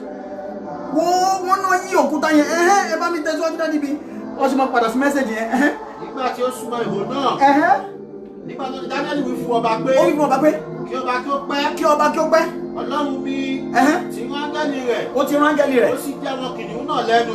Wo sórí Ọlọ́run ti rán áńgẹ́lì láti gbogbo ẹni tó, all the people that they've repent to do the will of God today. Ọlọ́run ti rán áńgẹ́lì ẹ̀ láti ọ̀run láti dí àwọn kìnìún ayé tó ń dá ọ lẹ́nu. Wọ́n ti dí wọn lẹ́nu báyìí. Wọ́n lágbára mọ́ lórí ayé ẹ̀. Wọ́n lágbára, wọ́n ti di aláìlágbára. Ẹ tẹ̀síwájú. Ó sì dí àwọn kìnìún náà lẹ́nu. Ó ti dí wọn lẹ́nu. Tí wọn kò lè fi pa mí lára. Wọ́n ní pa ọ lára. Gẹ́gẹ́ bí a ti rí mi láìlẹ́ṣẹ̀ níwájú rẹ̀ àti níwájú rẹ̀ pẹ̀lú ọba. Ṣó ti rí. Èmi kò sì ṣe ohun búburú kan. Nígbà náà ni ọba yọ̀. Sórí Dáníẹ́lì, wọ́n ní pé wọ́n rí ní àìlẹ́ṣẹ̀. Wọ́n náà wà ní àìlẹ́ṣẹ̀. Ọ̀run sọ pé o wà nínú àìlẹ́ṣẹ̀, o ti yí padà sí Ọlọ́run. Ayé rẹ wọ́n ti dí gbogbo àwọn kìnìún ayé, ó ti dí wọn lẹ́nu báyìí. Ayé ẹ ti gba ìwòsàn. Ó yá máa ṣàmì bẹ́ẹ̀. Ayé ẹ gba ìwòsàn. Ó gba ìmúláradá. Ó ti rógolo. Wàá rí wàá wọnú ayé nìsín. Ìwọ náà máa fẹ́. Wo sórí ènìyàn kan wà nínú ìpàdé lọ́wọ́lọ́wọ́ bí ọ̀run ṣe bá mi sọ̀rọ̀. Ọ̀run dẹ̀ sọ fún mi wípé ó máa jẹ́rìí sí agbára Ọlọ́run. Ó máa jẹun pẹ̀lú àwọn prime minister Louis lọ́wọ́lọ́wọ́. Nǹkan tó lọ́run sọ ni ó ṣe ohun ènìyàn. You are going to eat with the prime minister. This miracle that want to happen is not gonna more than 21 days. You will experience it, you will receive it. Ọ̀run ló sọ bẹ́ẹ̀. Nǹkan táyé fi pamọ́ yẹn, Ọlọ́run sọ pé òun gbé jáde lónìí. Bá mi tẹ̀síwájú dáadé mi sà. Nígbà náà ni ọba yọ̀ gidigidi. Ó sì pàṣẹ pé kí wọn kí ó fi Dáníẹ́lì jáde kúrò nínú ihò náà. Bẹ́ẹ̀ ni a sì fa Dáníẹ́lì jáde kúrò nínú ihò náà. A kò sì rí ìpalára lára rẹ̀. Nítorí tí ó gba Ọlọ́run rẹ̀ gbọ́. Ọba sì pàṣẹ pé. Wo sórí ọ̀run yẹn jáde wípé o ní rí ìpalára ayé, o ní rí ìpalára òkùnkùn. Bẹ́ẹ̀ ni ẹ tẹ̀síwájú sà. Ọba sì pàṣẹ pé. Ó pàṣẹ pé. Kí a mú àwọn ọkùnrin wọn nì wá. Ká mú àwọn ọkùnrin wọn nì wá. Wọ́n fi Dáníẹ́lì sùn. Wọ́n sì gbé wọn sọ sínú ihò kìnìún. Gbogbo àwọn àti àwọn ọmọ wọn. Wo ṣe gbogbo ẹ̀ lámọ̀wé amọ̀bẹ̀ yẹn. Kẹ́rí Ọlọ́run gbogbo àwọn tí wọ́n fi ẹ́ sùn, tó ń fi mí sùn òkùnkùn. Inú májẹ̀mú òkùnkùn tó ń fi mí sùn ní wọ́n fi ẹ́ sùn nínú òkùnkùn lójoojúmọ́. tó ń ba májẹ̀mú ògo jẹ́ lára ẹ, èyí ni tí wọ́n gba ọmọ ilé ọmọ gbé kò nínú ẹ, èyí ni tí wọ́n gbé àìsàn orí akàn máa fọ ẹ, gbogbo ìwọ tó rí fọ́ nínú prógrámù yìí lọ́wọ́lọ́wọ́ tó ń ṣàìsàn lọ́wọ́lọ́wọ́, èyí táyé ń dà ọ́ láàmú pẹ̀lú àìsàn àìrọ́mọ bí gbogbo oríṣiríṣi àìsàn yìí, mo sọ jáde nípa orúkọ ẹ̀jẹ̀ Jésù, wọnú lẹ́yìn àlàáfíà, ó yá dìde, awọ ẹ láṣọ àlàáfíà, awọ ẹ ní aṣọ àlàáfíà, awọ ẹ ní aṣọ ìwòsàn. Ọ̀run sọ wípé kí ló ṣẹlẹ̀ nínú ayé Dáníẹ́lì, ẹ lọ sí 26 gbogbo ẹlẹ́mọ̀ 6:26 mo pàṣẹ pé ọba pàṣẹ pé ní gbogbo ìgbèríko ìjọba mi, ní gbogbo ìgbèríko ìjọba mi, kí àwọn ènìyàn kí ó máa wárìrì, kí wọ́n sì máa bẹ̀rù níwájú Ọlọ́run Dáníẹ́lì. Wo gbogbo àwọn ọ̀tá rẹ wọ́n máa bẹ̀rù níwájú Ọlọ́run rẹ. Nítorí pé òun ni Ọlọ́run alààyè. Nítorí pé òun ni Ọlọ́run alààyè. Òun sì dúró láíláí. Ó sì dúró láíláí. Àti ìjọba rẹ̀. Èyí tí kò lè yẹ̀. Tí kò sì lè parun. Wo sórí bí Ọlọ́run ṣe tóbi tó. Wo apàrọ̀ aṣọ Dáníẹ́lì níbẹ̀. Ibi ọba tán ní kò ní dé, àwa pàrọ̀ aṣọ ẹ̀. Àwọ̀ láṣọ ẹ̀yẹ. Is now eating with the king. For someone that this message is for him or her. Thank you, Jesus. Today, not tomorrow. Thank you, Jesus. I decree by the power board of God, of Jesus Christ, of God, I decree today. Thank you, God. Yeah, you will eat with the kings. You will eat with the Prime Minister, you will eat with governors. Alaye, wọ́n wá wọ̀ ẹ́ láṣọ ẹ̀yẹ governor, aṣọ ẹ̀yẹ bí minister, aṣọ ẹ̀yẹ bí president, aṣọ ẹ̀yẹ bí manager, aṣọ ẹ̀yẹ wọ́n wá ṣe àríyá, wàá ṣe àríyá ńlá, wàá di aláríyá ńlá, wàá di ọlọ́pẹ́ ńlá, wọ́n wọ̀ ẹ́ láṣọ ẹ̀yẹ ńlá, wàá aṣọ ìpọ́njú táyé fún wa yí padà, á di aṣọ ẹ̀yẹ. Aṣọ ìpọ́njú tá fi wo Dáníẹ́lì ó di aṣọ ẹ̀yẹ. Aṣọ ẹ á di aṣọ ẹ̀yẹ, á di aṣọ àlàáfíà. Ó ti gba àwọn ìgbélu ẹ, ó ti gba ìfọkànbalẹ̀, ó gba ìṣelógo ẹ, ó gba ìlọsíwájú. Ẹ tẹ̀síwájú sà, kí ló sọ bẹ́ẹ̀?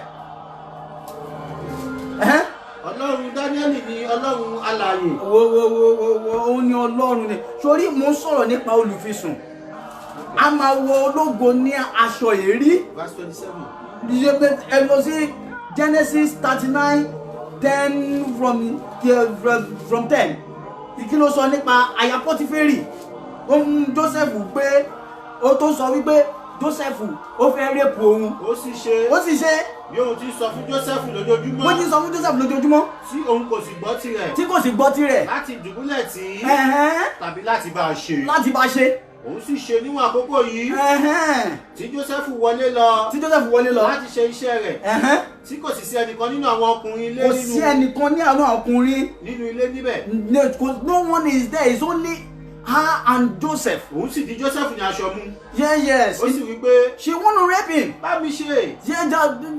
Sleep with me, Joseph. Òun sì jọ wọ aṣọ rẹ̀ sí i lọ́wọ́. And Joseph, he ran away. Ó sì sá. He ran away. Ó bọ́ sóde. Ó sì ṣe. Nígbà tó gbé Joseph jọ wọ aṣọ rẹ̀ sí lọ́wọ́. Tí ó sì sá jáde. She screamed. Nígbà náà ni ó ké pe àwọn ọkùnrin ilé rẹ̀. Ó bẹ̀rẹ̀ sí pariwo àwọn ọkùnrin nínú ilé ó sọ. Ó sì rí fún wọn pé. Ẹ wò. Ó mú ẹbẹ̀rù kan wọlé tọ̀ wá. Láti wá fi ṣe ẹlẹ́yà. Ó wọlé tọ̀ mí wá. Yes. Láti bá mi ṣe. Mo sì kígbe ní òun rárá. Ó sì ṣe. Nígbà tí ó gbọ́ pé mo gbé ohùn mi sókè. Tí mo sì kígbe. Ó jọ̀wọ́ aṣọ rẹ̀ sọ́dọ̀ mi ó sì sá ó bọ́ sóde. Ta ló wọṣọ ẹ̀wọ̀n fún ẹ? Nínú ìrìn àjò ibi tí Joseph ti gbà dé ẹ̀wọ̀n nìyẹn o. Tó bá lọ ka fásì yẹn dáadáa, wọ́n sọ nípa ìrìn àjò Joseph tó jẹ́ pé àwọn tí wọ́n fi Joseph ṣe olórí nínú ẹ̀wọ̀n yẹn. Nítorí wípé ògo tó wà lára ẹ̀, gbogbo ibi tó bá dé ògo ọba ni. Ògo ọba náà wà lára ẹ̀, ṣùgbọ́n ayé ló gbá ẹ sẹ́yìn. Ta ló gbá ẹ sẹ́yìn tí ògo ọba ẹ wá ń ṣẹlẹ̀ yá? Ọlọ́run o, aṣọ ẹ̀wọ̀n yìí, which is this filthy garment, Jehovah remove it. Olúwa mú kúrò. fàánú rẹ mú kúrò. Ẹ ṣé Ọlọ́run, ẹ ṣé Ọlọ́run, ẹ ṣé Olúwa. Wọ́n dẹ̀ lọ wọ̀ láṣọ ẹ̀wọ̀n. Nínú nígbà tá wọ̀ láṣọ ẹ̀wọ̀n yìí, ó di ẹni tó jẹ́ wípé ó wà nínú ẹ̀wọ̀n yẹn, ṣùgbọ́n àwọn àmì tó wà lára ẹ̀ sì ń jáde. Àwọn olórí agbọ́tí àti olórí aláṣẹ tó wà nínú ilé mẹ́ tó máa lọ sínú ẹ̀kọ́ ẹ̀ púpọ̀. Àwọn méjèèjì wọ́n lálàá, ó dẹ̀ bẹ̀rẹ̀ sí ní ṣàlàyé àlá àwọn méjèèjì fún wọn. Ṣùgbọ́n ó sọ èyí tó máa ṣẹlẹ̀ sí olórí aláṣẹ wípé nǹkan tó máa ṣẹlẹ̀ sí, ó dẹ̀ ṣe tó máa ṣẹlẹ̀ sí olórí agbọ́tí. Olórí aláṣẹ yẹn which is olórí, ó sọ fún pé ọba máa gé orí rẹ̀ ní tiẹ̀. Olórí kejì yẹn ó ní láti sọ fún wípé wá ọba máa mú ẹ ga lórí ìtẹ́ rẹ̀ padà, ìtẹ́ rẹ̀ tó wà á tún wá increase ẹ̀ wá ga. Ṣùgbọ́n kí ni yẹn ṣẹlẹ̀? Wọ́n ní ìkejì yẹn kò rántí ẹ̀ mọ́ nígbà tó débẹ̀ for 2 years. That means that Joseph spent more than 2 years in that cell. Ta fi wọ̀ ní aṣọ ẹ̀wọ̀n yẹn yàtọ̀ sí aṣọ táwọn ẹ̀gbọ́n ẹ̀ fi wọ̀. Wò ó, ta ló fi aṣọ ẹ̀wọ̀n ọjọ́ pípẹ́ wọ̀ ọ́? Láti ọjọ́ pípẹ́, aṣọ ìtìjú àìsàn ọjọ́ pípẹ́ tó fi wọ̀ ọ́. Aṣọ ẹkún ìkorò àìrọ́mọbí, àìníwègbèlú, àìní iṣẹ́ lọ́wọ́, àìrọ́nàgbègbà tó fi wọ̀ èmi àti rẹ. Lórúkọ Jésù, Olúwa bọ́ aṣọ yìí. Thank you Jesus. Ẹ bá mi tẹ̀síwájú sà. Nígbà tí wọ́n wọ̀, ẹ bá mi tẹ̀síwájú. Ó sì ṣe nígbà tí olúwa rẹ̀ gbọ́ ọ̀rọ̀ aya rẹ̀ tí ó sì sọ fún wípé báyìí ni ẹrú rẹ̀ ṣe sí mi, ó bínú gidigidi. Wọ́n ní Genesis 40, wọ́n ní olórí agbọ́tí amúpadà sí ipò rẹ̀. Mo ti ṣàlàyé ẹ̀ from 20 to 22. Genesis 40, 23. Wọ́n ṣùgbọ́n olórí agbọ́tí. Olórí agbọ́tí kò rántí Joseph. Nígbà tó dé ipò yẹn tán, ó gbàgbé rẹ̀. Ó gbàgbé ẹ̀. Likewise me and you, tọ́lọ́run bá ti gbọ́ àdúrà wa tán nìsín, a gbàgbé àwọn ènìyàn rẹ̀ mi orú Ọlọ́run. Ẹbẹ̀ sí ní jẹ́bẹ́, abẹ̀ sí ní rìnrìn àjò míì, à ń gba ọ̀nà ògbómì lọ. Nítorí ẹ̀, thank you Jesus. Ọlọ́run kò ṣe bẹ̀ yẹn ni mo fẹ́ lọ lénìí. Ẹ̀kọ́ yẹn ọ̀tọ̀ ni àmọ́ àṣàlàyé yẹn fún wa. Wọ́n ló gbàgbé ẹ̀, ó gbàgbé Joseph. Chapter 41. Ẹ lọ sí 41. Ó sì ṣe ní òpin ọdún méjì sọ́ṣọ́. Ṣé that's what I'm saying. That means he spent more than 2 years in that cell. Nínú ẹ̀wọ̀n yẹn, he spent more than that. Tó fi wọ aṣọ ẹ̀wọ̀n. Ọba bẹ̀ni. Ṣùgbọ́n a wọ̀ ní aṣọ ẹ̀wọ̀n láti ọjọ́ pípẹ́ more than 2 years. Ta ló wọ̀ ẹ́ ní aṣọ ẹ̀wọ̀n ọjọ́ pípẹ́ pé kó máa gbégbé àìsàn, ìgbé ìpọ́njú ńlá, ìlọ́mọ àìníyàwó, àìrọ́nà gbégbà, gbèsè láti ọjọ́ pípẹ́? Fún ẹni tó ní mẹ́sẹ̀gì yìí, aṣọ yìí Ọlọ́run fi àánú rẹ̀ bọ́. Kí ló ṣẹlẹ̀? 41. Ó sì ṣe ní òpin ọdún méjì ṣọ́ṣọ́ ní Fáráò lálàá. Fáráò lálàá. Sì kíyèsí. Ó dúró ní ẹ̀bá odò. Sì kíyèsí abo màálù méje tí ó dára ní wíwọ̀. Wo sórí gbogbo ẹ̀ lámọ̀. Ṣé rí àlá tí Fáráò lá yìí nípa gbogbo ìrìn àjò yìí, Ọlọ́run ló dààmú ẹ̀. Nítorí pé ó fẹ́ jẹ́ kí ògo ìmájẹ̀mú tó bá Joseph dá kó wá sí ìmúṣẹ. Nítorí ó ṣèfẹ́ Olódùmarè ni o. That's why you have to do the will of God as we are doing this program together. That's when you can encounter miracle. When you are doing the will of God, you will now experience that miracle. That God will now visit your land, as we've been saying. Àwa ṣiṣẹ́ àgbáyé ńlá, àṣìṣe títóbi ọwọ́ àánú ńlá láti mú ẹkún ọjọ́ pípẹ́ kúrò. Gbèsè yẹn á lọ. Bills, all the bills that you are scared of it, you will not say He will wipe all those bills. He will pay it off. He will do miraculously. He will walk in your house. He will heal your son that is crying. He will heal your daughter. He will heal you. You will not cry anymore. You will not cry anymore. In the mighty name of Jesus, you will not cry anymore. Power of healing, receive it in the mighty name of Jesus. Power of healing, receive in the mighty name of 41, 37 to 46 kilos of it. 41, Genesis 41. Òun náà sì dára ní ojú Fáráò. Yes, nígbà tó rọ àlá yẹn tán, wọ́n ní kó lọ mú Joseph jáde nínú ẹ̀wọ̀n nítorí wípé ìgbà yẹn ni olórí agbọ́tí yìí wá rántí wípé ènìyàn kan wà, nǹkan tó rí yìí ènìyàn kan ti ṣe, ó ní òun ti ṣẹ̀ nígbà yẹn. Ẹ tẹ̀síwájú. òun náà sì dára ní ojú Fáráò. òun náà dára lójú Fáráò. àti ní ojú gbogbo àwọn ọmọ ọ̀dọ̀ rẹ̀. Fáráò sì wí fún àwọn ọmọ ọ̀dọ̀ rẹ̀ pé. ó wí pé. a lè rí ẹnìkan bí irú èyí. ọkùnrin tí ẹ̀mí Ọlọ́run bẹ nínú rẹ̀. Fáráò sì wí fún Jósẹ́fù pé. ó wí fún pé. ìwọ bí Ọlọ́run ti fi gbogbo nǹkan yìí hàn ọ́. kò sì sí ẹni tí ó ṣe amòye tàbí ọlọ́gbọ́n bí ìwọ yóò ṣe olórí ilé mi. nítorí wípé ó ní ìyàn ó máa mú fún ọdún méje. ó ṣàlàyé àlá yẹn fún ọba gẹ́gẹ́ bí ìmọ̀ tá a fi fún ọ̀pọ̀lọpọ̀ la fún lógo ògo ìmọ̀ tá a fi fún ẹ wọ́n dẹ̀ sin sí ibojì, wọ́n sin sínú àrò, wọ́n sin sísàlẹ̀ omi, wọ́n jẹ́ kí ògo yẹn fọhùn.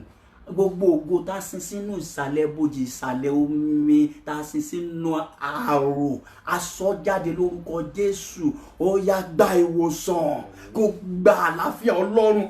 Wọ́n sin ògo Jósẹ́fù ni wọ́n sin sínú ẹ̀wọ̀n, wọ́n jẹ́ kí wọ́n rí, ṣùgbọ́n ọ̀run fà á jáde nítorí ó ṣe ìfẹ́ Ọlọ́run. Do the will of God and experience his miracle. Ẹ tẹ̀síwájú là. 37. Àti kúrò mi àti 246. 246. Fáráò sì wí fún àwọn ọmọ ọ̀dọ̀ rẹ̀ pé. Fáráò sì wí fún Jósẹ́fù pé. Níwọ̀n bí Ọlọ́run ti fi gbogbo nǹkan wọ̀nyí hàn ọ́. Kò sì sí ẹni tí ó ṣe amòye tàbí ọlọ́gbọ́n bí ìwọ. Gbogbo àwọn yóò ṣe olórí ilé mi. Gẹ́gẹ́ bí ọ̀rọ̀ rẹ. Ni a ó sì máa ṣe àkóso àwọn ènìyàn mi. Ìtẹ́ ni èmi ò fi tóbi jù ọ́ lọ. Fáráò sì wí fún Jósẹ́fù pé. Wò èmi ò fi ọ́ jẹ olórí gbogbo ilẹ̀ Íjíbítì. Fáráò sì bọ́ òrùka ọwọ́ rẹ̀ kúrò. Ó sì fi bọ́ Jósẹ́fù ní ọwọ́. Ó sì wọ̀ ní aṣọ ọ̀gbọ̀ dáradára. Ta ló ní mẹ́sẹ̀gì yìí? Who wants this message? This message now. A message of prime minister. Ó sì fi ẹ̀wọ̀n wúrà sí ní ọrùn. A message of to be a prime minister, to work with prime minister, to eat with prime minister, to be sitting down with prime minister, to be sitting down with president, to be sitting down with governor, to be, that is your wisdom that they will be waiting for. In the mighty name of Jesus, Jehovah will clothe you with that glory. Olúwa máa wọ̀ ẹ́ ní aṣọ ẹ̀yẹ yìí. Olúwa máa wọ̀ ẹ́ ní aṣọ ògo yìí. Olúwa máa wọ̀ ẹ́ ní aṣọ ẹ̀yẹ yìí. Láti máa bá prime minister jẹun, láti bá governor jẹun, láti máa dúró fún ìmọ̀ àti ọ̀dọ̀ rẹ, fún prime minister, fún governor, láti di governor, láti di president. Wọ́n á máa dúró fún ìmọ̀ rẹ pé ọ̀rọ̀ rẹ ní iyè wà ńbẹ̀ láti jẹ́ kí ìjọba yẹn ní àlàáfíà. Wo ìwọ ni wàá máa tọ́jú ohun treasure ògo orílẹ̀-èdè tí wọ́n máa jẹ́ kí àlàáfíà jẹ́. Ọlọ́run wá fàyè gbà ẹ́. Ó ti wọṣọ ògo lónìí. Bala ya sanda sankandada ya kandala bada taya. Thank you Jesus. Thank you Jesus. Thank you Jesus. Thank you God. Ẹ ṣé Ọlọ́run. Wọ́n la wọ Joseph láṣọ ẹ̀yẹ. Wọ́n ní wọ́n tún ọba bọ́ òrùka owó ẹ̀. Fáráò sì bọ́ òrùka ọwọ́ rẹ̀ kúrò. Ó bọ́ òrùka owó ẹ̀ kúrò. Ó sì fi wọ̀ Jósẹ́fù ní ọwọ́. Ó fi wọ̀ ní ọwọ́. Ó sì wọ̀ ní aṣọ ọ̀gbọ̀ dáradára. Ó sì fi ẹ̀wọ̀n wúrà sí ní ọrùn. Wàá wọ aṣọ ìgo lónìí. Ó ti wọ aṣọ ẹ̀yẹ lónìí. Ó wọ aṣọ àlàáfíà ògo ìdùnnú lónìí. You will be a president. You will become a governor. You will become a prime minister. And your glory will shine. Your glory will shine. Go to the world and be fruitful. Go to the world and have dominion. Go to the world and be prosperous. Go to the world and receive glory of God. And receive mercy of God. And receive mercy of God. Mercy of God will surround your house. Will surround your vineyard. You will be praising God and be chanting a big hallelujah every blessed day. Thank you God. Ẹ ṣé Ọlọ́run. Ẹ ṣé Ọlọ́run. Ẹ ṣé Ọlọ́run. Gbogbo ẹ̀yin tẹ́ ní mẹ́sẹ̀jì yìí ẹ máa kí hallelujah, ẹ máa yìn. Ẹ máa yìn bẹ́ẹ̀ tí ń ṣàmì yẹn. Ẹ máa yìn. If you want God to remove filthy garment quickly, you need to forgive. You need to forgive.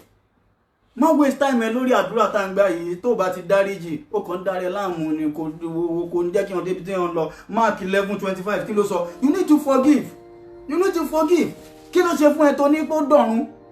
Gbogbo àwọn program kan wà. Nígbà tí ẹ̀yin bá ti sùúrù dádì mi. There's some program tí ò ṣọ Ọlọ́run kò gbọ́. Sórí ẹ jẹ́ ká ṣọ́ra o. Àwọn program kan wà tá a máa ń gbọ́. Èyí ni tó jẹ́ wípé And come back to program that we should not listen to all those programs in the afternoon, or maybe you are seeing happiness in it when you are listening to it. But when you want to sleep, you are hearing programs that they are cursing each other. They are cursing. Your son will not fruitful, your son will not be prosperous, your life will not be good. You are hearing that message, that kind of program in the midnight. Wàrí àwọn message yẹn màdíkà Sátánì yẹn á dẹ̀ jókòó sínú ilé yẹn. Téèyàn bá gbàdúrà fún àánú Olúwa kò ní ṣẹlẹ̀ láyé. Ènìyàn á máa wọ filthy garment yìí lèèyàn máa wọ̀. Ènìyàn máa wọ̀. Ẹ jẹ́ ká ṣọ́ra, ẹ má jẹ́ ká máa gbọ́. Don't let us listen to all those programs in the evening. Listen to gospel songs like Muslim songs that have meaning. Listen to Christian songs that have good meaning. That you will use this to pray to your destiny. It is what you want. You prophesy to your destiny. When you prophesy good things, it will come to you. When they are cursing beside you, that means that thing they will prophesy a bad thing to your destiny. That's why don't do that. Don't listen to all those programs anymore. Don't waste your time coming to this program and then you are saying that there's no miracle. There is miracle when you are focused with God. Mark 11:25. And whenever you start praying, forgive. If you have anything against anyone, so that your Father also is in heaven may forgive you.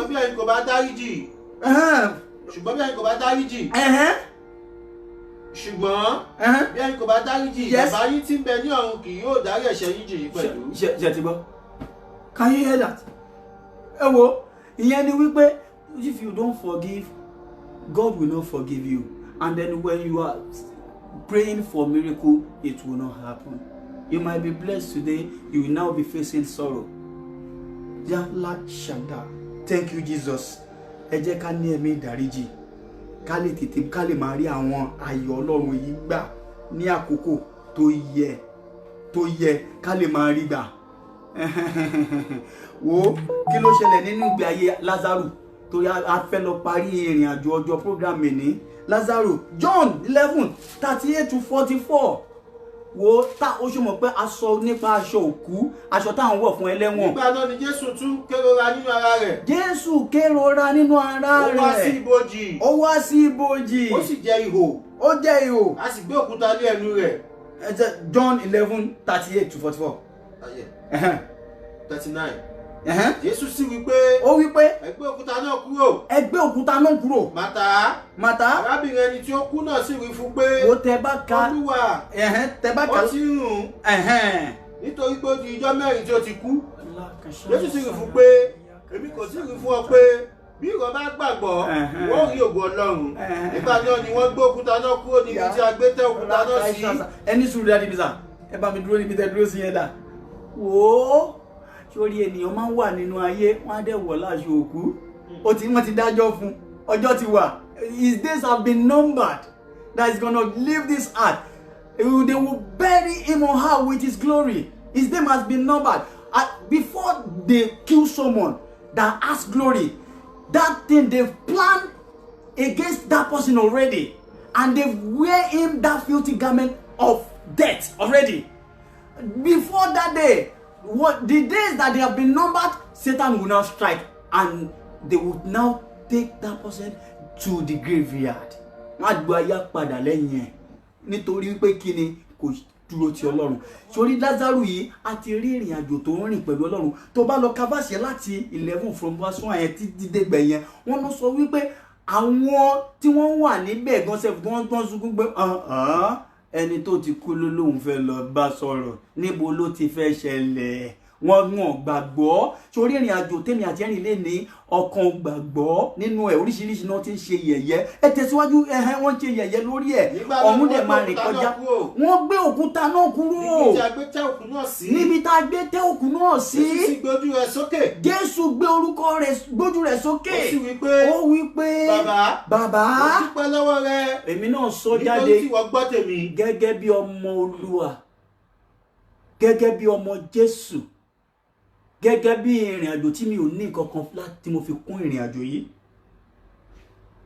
mo wá sọ jáde wípé mo dúpẹ́ nítorí tí ìwọ náà Ọlọ́run ó máa gbọ́ àdúrà tèmi àti àwọn ọmọ rẹ̀ jọ ń gbà lọ́wọ́lọ́wọ́ gbogbo àwọn tá jọ ń ṣe fẹ́ Olódùmarè.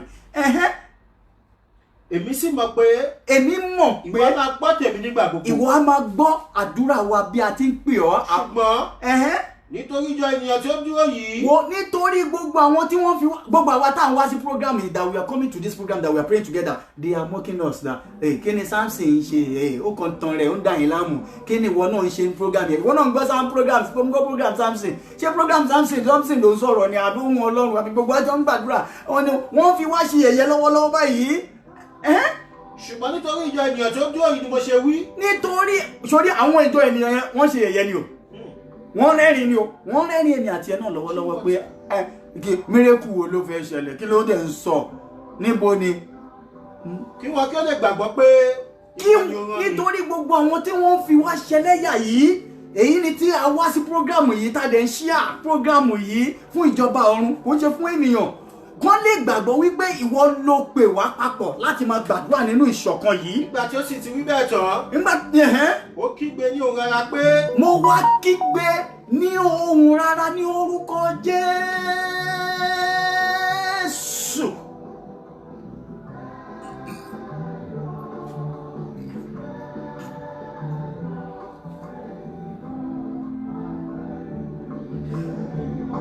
Ẹ bá mi pe ohun tó ń bẹ jáde. Ní orúkọ Jésù. Lásárù jáde wá. Mo pe orúkọ Jésù yẹn lọ́wọ́lọ́wọ́. I call that name, which is named above all names, the name of Jesus Christ from heaven above. I call that name. Gbogbo aṣọ òkú nínú ara rẹ ìtawọ̀ fún ẹ nínú ìgbé àlàyé tó ń gbé ìgbé ayé òkú, èyí tá tún dá ọjọ́ májẹ̀mú ikú tàbí àìrìn àjò parẹ́, anẹ́sì àìní lọ́mọ aṣọ òkú tá wọ̀ fún èmi àti rẹ yẹn. Ó yá ọ̀run ó yá bọ́ lónìí ká jáde kúrò nínú ìsà òkú yìí lórúkọ Jésù. Ọ̀run bọ́ fún ẹni tó ní mẹ́sẹ̀jì yìí, ọ̀run bọ́ aṣọ gbèsè yìí. Ẹni tí ó kú náà sì jáde wá. Tí a fi aṣọ òkú dì tọwọ́ tẹsẹ̀. A sì fi gèlè dí lójú. Wo sórí láwàní tán fi wé, ṣé o ti rí láwàní nǹkan tí mitri, I'm coming back mitri, which is láwàní èyí tí a fi wé tá a dẹ̀ fi aṣọ ẹni tó ti rùn fún ọjọ́ mẹ́rin. Look, you are on this earth. You are facing any crying in your sickness, in your body, anything that you are facing. Jesus Christ is saying that He is touching you. Now, bring down your water out.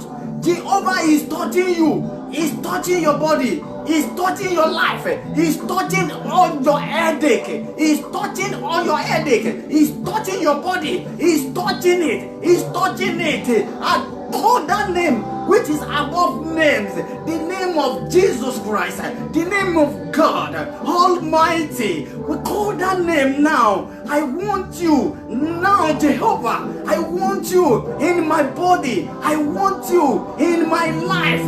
Heal. Bestow your spirit to heal. Wear the garment of glory, glorious garment into my life. Oh, thank you, God. Ẹ bá mi ka kíní yẹn gan. Ẹ bá mi ka àwọn ènìyàn fẹ́ gbọ́. Oh, ẹni tó kú náà sì jáde wá. Wọ́n lọ dẹ̀. Sórí gbogbo àwọn tí wọ́n ṣe yẹ̀yẹ́, wọ́n dẹni tí wọ́n yẹ̀yẹ́ wọn panu mọ́. Ọlọ́run á pa ọ̀tá ẹ lẹ́nu mọ́.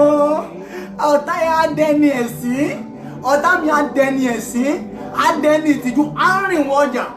Gbogbo wèrè tó lóun fẹ́ fi máa fi bẹ́mi àti ẹ̀jẹ̀. Á rìn wọ́n ọjà. Á rìn wọ́n gbó. Wọn ò ní rí mọ́. Á ṣàlẹ̀ jẹ. Á dẹni òkú. Á dẹni ìtìjú. Á dẹni ìpọ́njú. Á torí wípé kí ni? A gbẹ́kẹ̀lé Olúwa. Ó ní wípé ẹni tó bá gbẹ́kẹ̀lé Olúwa yóò dàbí òkè Síónì tí a kò lè ṣí nídìí.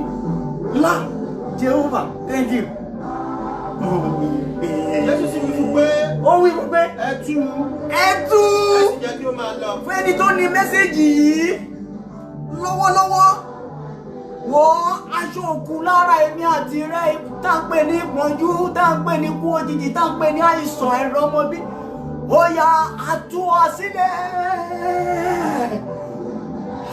Thank you God. A tú wa sílẹ̀. A tú wa sílẹ̀. A tú wa sílẹ̀. A tú wa sílẹ̀. A tú wa sílẹ̀. Nípa orúkọ Jésù a tú wa sílẹ̀. Inú ilé ẹ kó kún fún Jésù. Inú ilé ẹ kó kún fún ẹ̀mí ìwòsàn. Inú ilé ẹ kó kún fún ẹ̀mí ìwòsàn. Inú àgọ́ ara ẹ kó kún fún ẹ̀mí ìwòsàn. Àgbé ayé ẹ kó kún fún ẹ̀mí ìwòsàn. Kí ló ṣe mú kí ló ṣe wọ́n tú sílẹ̀? Ká ló tú sílẹ̀ kí ló ṣe àrẹ́sí? Nítorí náà. Ní ọ̀pọ̀ àwọn Júù tí ó wá sọ́dọ̀ Màríà. Tí wọ́n yọ ohun tí Jésù ṣe. Yes. Wọ́n gbà á gbọ́. Wọ́n gbà á gbọ́. Ṣùgbọ́n àwọn èlòó mìíràn nínú wọn. Tọ̀ àwọn Farisí lọ. Yes. Wọ́n sì sọ fún wọn ohun tí Jésù ṣe. Nígbà náà ni àwọn olórí àlùfáà àti àwọn Farisí pé ìgbìmọ̀ jọ. Yes. Wọ́n sì wí pé kí ni àwa ń ṣe nítorí ọkùnrin yìí ṣe ọ̀pọ̀lọpọ̀ iṣẹ́ àmì. Bí àwa bá jọ̀wọ́ rẹ̀ bẹ́ẹ̀, gbogbo ènìyàn ni yóò gbà á gbọ́ o. Àwọn ará Róòmù yóò sì wá gba ilé àti orílẹ̀-èdè wa pẹ̀lú. Ṣòrí ẹ bá mi dúró mi bẹ̀ yẹn, bá mi parí ẹ bẹ̀ yẹn. Kò sí ìrìn àjò tó lè ṣe lórí ilé alààyè àwọn olùfisùn yìí, àwọn náà burú jù. Àwọn náà burú jù. Wo lọ́run fi ń sọ fún mi wípé ọ̀run tú wa sílẹ̀ lónìí. Ó nawọ́ agbára, ó nawọ́ ìyanu, ó nawọ́ títóbi agbára. Ẹ jẹ́ ká let us tell all our children they should not walk in the midnight anymore. Ṣé rí àwọn àkókò kan wà 12 midnight. Ada Allah kìí sanda bataya. Aya kazara kala balaya ma. Àwọn àkókò kan wà 12 midnight tó bá ti ń lọ sí 1 ó gbọ́dọ̀ rìn ní àwọn àkókò yẹn. Nígbà tá kéré níbi táwa ti dàgbà wọn gbọ́dọ̀ rí wa ká rìn kiri wọn na ṣége sí wa ní bàbá kan dáde wa kan wọn kọ́ wa gidi gan òun ló bá wa débi tá dé yìí lọ́wọ́lọ́wọ́ kò sẹ́nìkan tó jáde ní àtàrà bàbá mi tí mo sọ yìí tí ò màdúrà gbà gbogbo wọn ló bá wa débi tá dé yìí torí gbogbo wa tó ń bá sùn nínú ìṣòro wọn bá fún ní gbájú kan oṣù ọjọ́ méje ó lè má ríran dáadáa mọ́ nítorí ẹ̀kọ́ yìí ló gbé wa débi ẹ jẹ́ ká kọ́ àwọn ọmọ yìí ṣe rí aago kan aago méjìlá tó ń rìn kiri ṣe rí àwọn igi kan wà àwọn ewé kan wà téèyàn ò gbọdọ̀ gbẹ ẹgbẹ́ kọjá ní ọ̀gànjọ́ òru tó bá gbẹgbẹ́ kọjá àwọn àgbà ló wà ńbẹ̀ èèyàn gba nǹkan sára tó bá gba nǹkan sára èèyàn máa gbàṣọ ìpọ́njú ìkiri mẹ́sẹ̀gì ní eléyìí fún wa wọ́n ń kọ́ lóyìnbó fún ẹni tí ò gbọ́ ẹ lọ gbọ́ dáadáa ẹ ka kọ́mẹ̀ntì yẹn ọ̀run parents ṣe mẹ́sẹ̀gì ní fún wa ẹ jẹ́ ká kìlọ̀ fún wọn nítorí pé ọ̀run ó ń ṣiṣẹ́ agbára ó ń ṣiṣẹ́ ìyanu lọ́wọ́lọ́wọ́ beya kasata la igida arashazata ibirata Allah thank you God thank you God thank you God thank you God ẹ ṣé Ọlọ́run ẹ ṣé Ọlọ́run ẹ ṣé Ọlọ́run Ọlọ́run sọ wípé òun ti dé láti bá wa dá májẹ̀mú ayọ̀ ó yá omi tó wà lẹ́gbẹ̀ẹ́ yẹn máa gbàdúrà sí máa pray to Almighty God omi yẹn gbàdúrà gbàdúrà gbàdúrà gbàdúrà gbàdúrà gbàdúrà gbàdúrà aṣọ òkú aṣọ ẹ̀fọ́ aṣọ ìpọ́njú ọ̀run kó bọ kó lọ́wọ́ kó wọ̀ ẹ́ ní aṣọ ẹ̀yẹ bá a ti wọ Joseph ní aṣọ ẹ̀yẹ Olúwa wọ̀ mí ní aṣọ ẹ̀yẹ bá a ti wọ Daniel ní aṣọ ẹ̀yẹ Olúwa wọ̀ mí ní aṣọ ẹ̀yẹ Olúwa wọ̀ mí ní aṣọ ẹ̀yẹ Olúwa wọ̀ mí ní aṣọ ẹ̀yẹ Olúwa wọ̀ mí ní aṣọ ẹ̀yẹ Olúwa wọ̀ mí ní aṣọ ẹ̀yẹ Olúwa wọ̀ mí ní aṣọ ẹ̀yẹ ó yá máa gbàdúrà ní ju ìṣẹ́jú méjì lọ èyí tọ́lọ́run ní ká parí prógrámù yìí owó bẹ́ẹ̀ni ó yá képe Ọlọ́run gbọ́.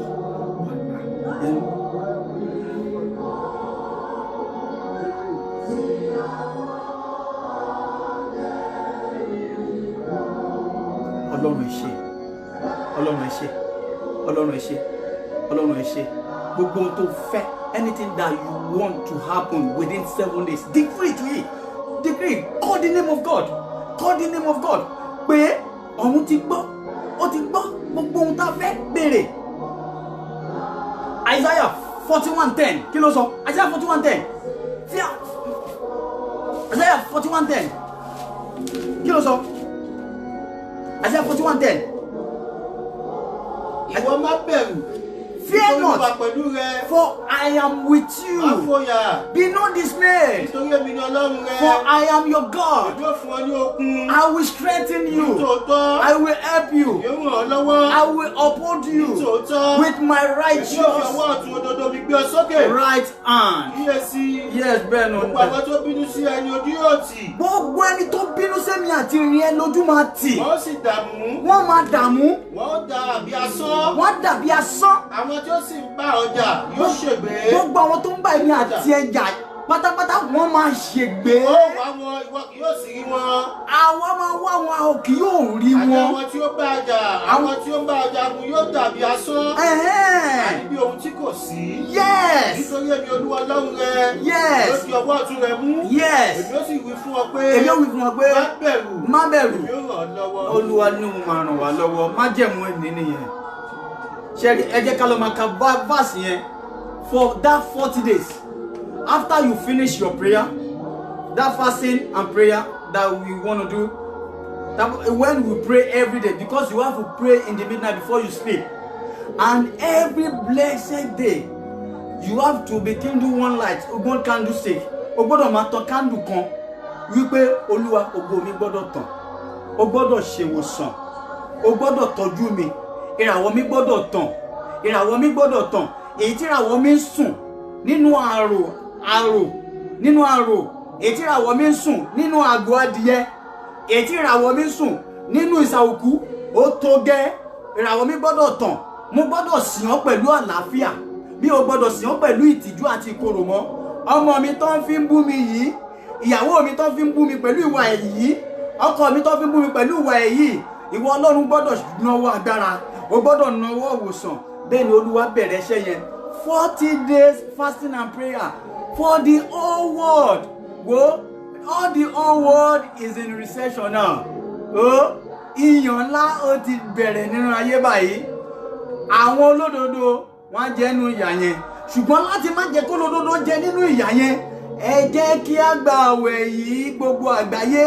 Ọ̀run fẹ́ bọ́ wa. Ṣùgbọ́n tí ò bá gbọ́ràn, á rìn nínú ìpọ́njú ayé yìí o. Á rìn nínú ẹ̀. Tọ́n bá ti ń pe ọba kò ní lè fọhùn. Tọ́n bá ti ń pe queen kò ní lè fọhùn.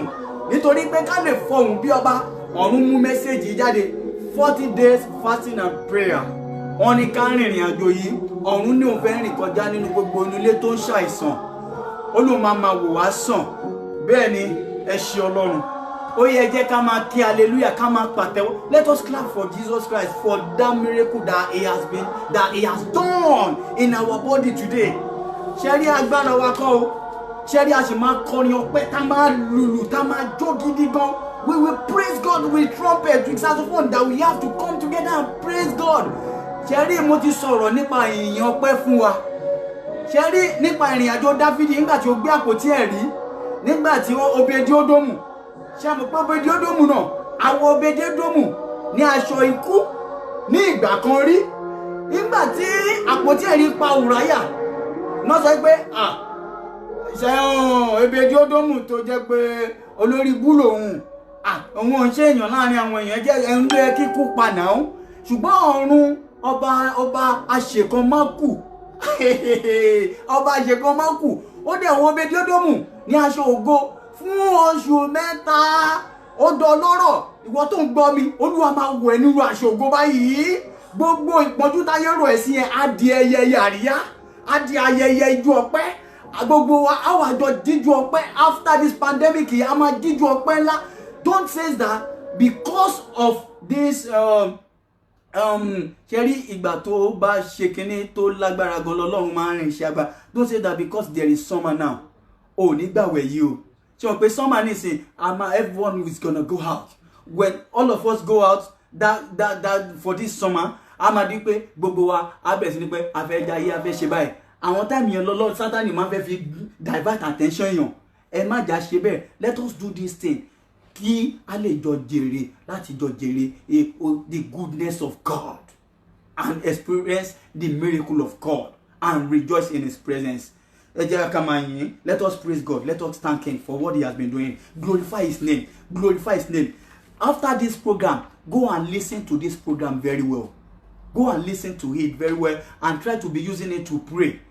even this program will teach you how to pray. All the previous one that we've done, Jesus, let us use it to pray. Let us try and go and listen to it. Share this program. As you are sharing this program, you are spreading the gospel of Jesus Christ, and you are doing evangelism. Evangelism yẹn òun ni à ń kọ sílẹ̀ fún Ọlọ́run, ọ̀run dẹ̀ ń dáwọ́ lé ẹ, ó dẹ̀ ń rí ìyanu gbà. Ọ̀run ẹ ṣé Olúwa, Jésù Olúwa wa. Ẹ ṣé Ọlọ́run, ẹ ṣé Olúwa. Ẹ jẹ́ ká mu omi wa yẹn bá ṣe máa ṣe. Ẹ jẹ́ ká mu omi wa yẹn. Let us drink our water. Ẹ jẹ́ ká fún àwọn ọmọ wa mu.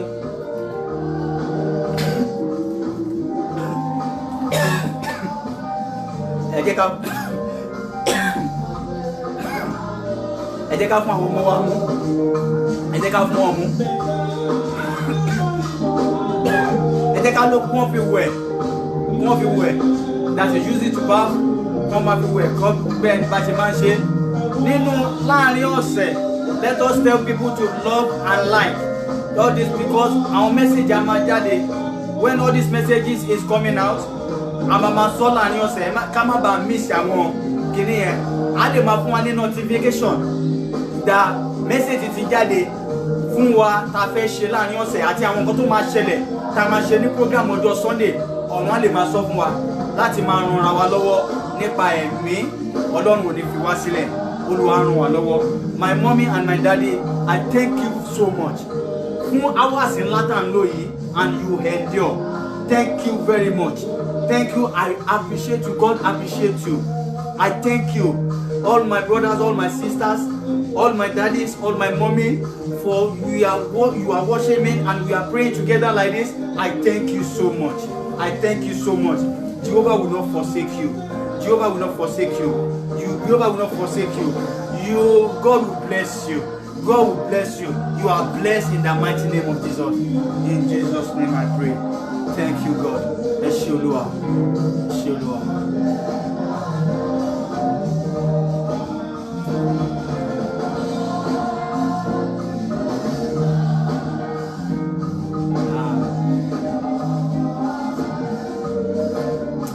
Oh, 40 days yẹn wà á ní bọ́lọ́run máa ṣiṣẹ́ tó tóbi. Wà á rí nǹkan tọ́lọ́run máa ṣe. Ẹ̀wẹ̀ tó bá mọ ní ẹ tó ń play keyboard tó wá máa play keyboard fún wa tó máa kọ́ tẹ́lùrù tó mọ ẹ tó máa play fún wa gbogbo ẹ̀ á máa dá papọ̀ á máa yin Ọlọ́run. Àdá má jẹ sọ yẹn àdúrà wa ti gbà.